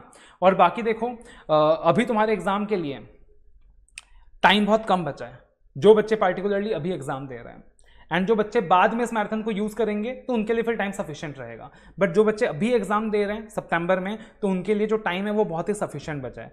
तो यार इस सिचुएशन में तुमको एक चीज मैं बोलूंगा, अभी ना कुछ बहुत नया करने में टाइम मत लगाओ। अगर कोई एक आधा चैप्टर नहीं बाकी है, कोई एक आधा चैप्टर कि सर बैंक ऑडिट रह गया था, बाकी तो हो गया था, ये रह गया था, तो अगर कोई एक दो चैप्टर बाकी है तब तो दैट इज फाइन। बट अगर तुम्हारा पार्टिकुलरली मान लो लेट अस से कोई सब्सटेंशियल चीज बाकी रह गई है, कोई सब्सटेंशियल चीज बाकी रह गई है, तो यार इन दैट सिचुएशन में तुमको बोलूंगा सबसे पहले ना तुम ये देखो कि जो मेरा हुआ है, जितना मैंने अभी तक किया है, उस पोर्शन को मैं अच्छे से करूं, जितना हुआ है वो अच्छे से करूं, और उसके बाद जो मेरे को नहीं आता मैं उस पर दिमाग लगाऊं। कभी कभी आप लोग क्या गलती करते हो, जो नहीं आता उसके पीछे भी भागते रहते हो, भागते रहते हो, भागते रहते हो, और उसकी वजह से जो आपको आता था उसमें भी कॉन्फिडेंस नहीं आता। तो मैं ये नहीं बोल रहा जो तुमको नहीं आ रहा वो तुमको नहीं करना है, टाइम कम है तो जो आता है पहले देखो कि यार उसमें कॉन्फिडेंस है कि नहीं है, वो अच्छे से आ गया कि नहीं आया। तुमको लग रहा है कि हाँ जो किया था उसमें कॉन्फिडेंस मिल गया मेरे को, तब तुम बाकी एरियाज में भी जाओ। बट तुमको लग रहा है यार जो किया था वो भी अच्छे से नहीं आता, इन दैट सिचुएशन तुम अभी भी नए टॉपिक से पीछे भाग रहे हो, तो भाई तुम कहीं के नहीं रहोगे। पहले उन एरियाज को कवर करो जो तुमको लगता है कि यार मैंने किया हुआ है बट मेरे को उतना कॉन्फिडेंस नहीं है, वो कंप्लीट हो जाता है तो उसके बाद आप देखो कितना टाइम है, कितने सब्जेक्ट्स हैं, कितना टाइम है, मैं एक ग्रुप दे रहा हूं, दो ग्रुप दे रहा हूं, और उसके बाद डिसाइड करो कि वो पर्टिकुलर चैप्टर मेरे को करना है कि नहीं करना है। कोई एक चैप्टर नहीं भी हो पाया ना लास्ट में तो कोई रॉकेट साइंस नहीं है। मान लो सर बैंक ऑडिट नहीं हो पाया तो नहीं हो पाया, कोई बात नहीं भाई, 6-7 नंबर 8 नंबर छूटेगा तो छूटेगा, बट अगर तुमको 90 मार्क्स का तुमने अच्छे से किया है और वो तुम एग्जाम में करके आ गए, that is more than sufficient. But उस एक चैप्टर को माइंड में लेके जाओगे, हाई ये चैप्टर मेरे को नहीं आता क्या होगा, तो दैट इज मोर डेंजरस। एक चैप्टर नहीं भी आता कोई प्रॉब्लम नहीं है, बाकी अच्छे से करो, हो जाएगा, ठीक है ना। तो प्राइमर फोकस क्या होना चाहिए तुम्हारा, जो हुआ है, उसके बाद तुम देखो क्या नहीं हुआ है, और उसके बाद तुम देखो कि अब कितने सब्जेक्ट्स हैं मेरे, कितना टाइम है मेरा, और अब तुम सोचो लॉजिकली कि मेरे को अब करना चाहिए कि नहीं करना चाहिए रिमेनिंग टॉपिक। बिकॉज यार एक चीज याद रखना, एग्जाम में तुमको याद भी करना है, याद करके लिखना भी है। तुम सिर्फ पढ़ लोगे for the psych of satisfaction कि यार मेरे को पढ़ना सब है, बट तुमको एग्जाम में कुछ याद ही नहीं है, तुम बिल्कुल एकदम एवरेज आंसर्स लिख के आ रहे हो, तो पता चलेगा एग्जाम में तुमको 4 में 1 दे रहा है, 4 में 1 दे रहा है, 4 में 0 दे रहा है, क्या करोगे। इससे अच्छा तुमको नहीं आता था 15-20 नंबर का, बट तुम 80 मार्क्स जो लिख के आए वो ढंग का लिख के आए, तुमको उसमें 60 मिल जाएगा। So this is one mistake that the students do, so kindly focus on that, right.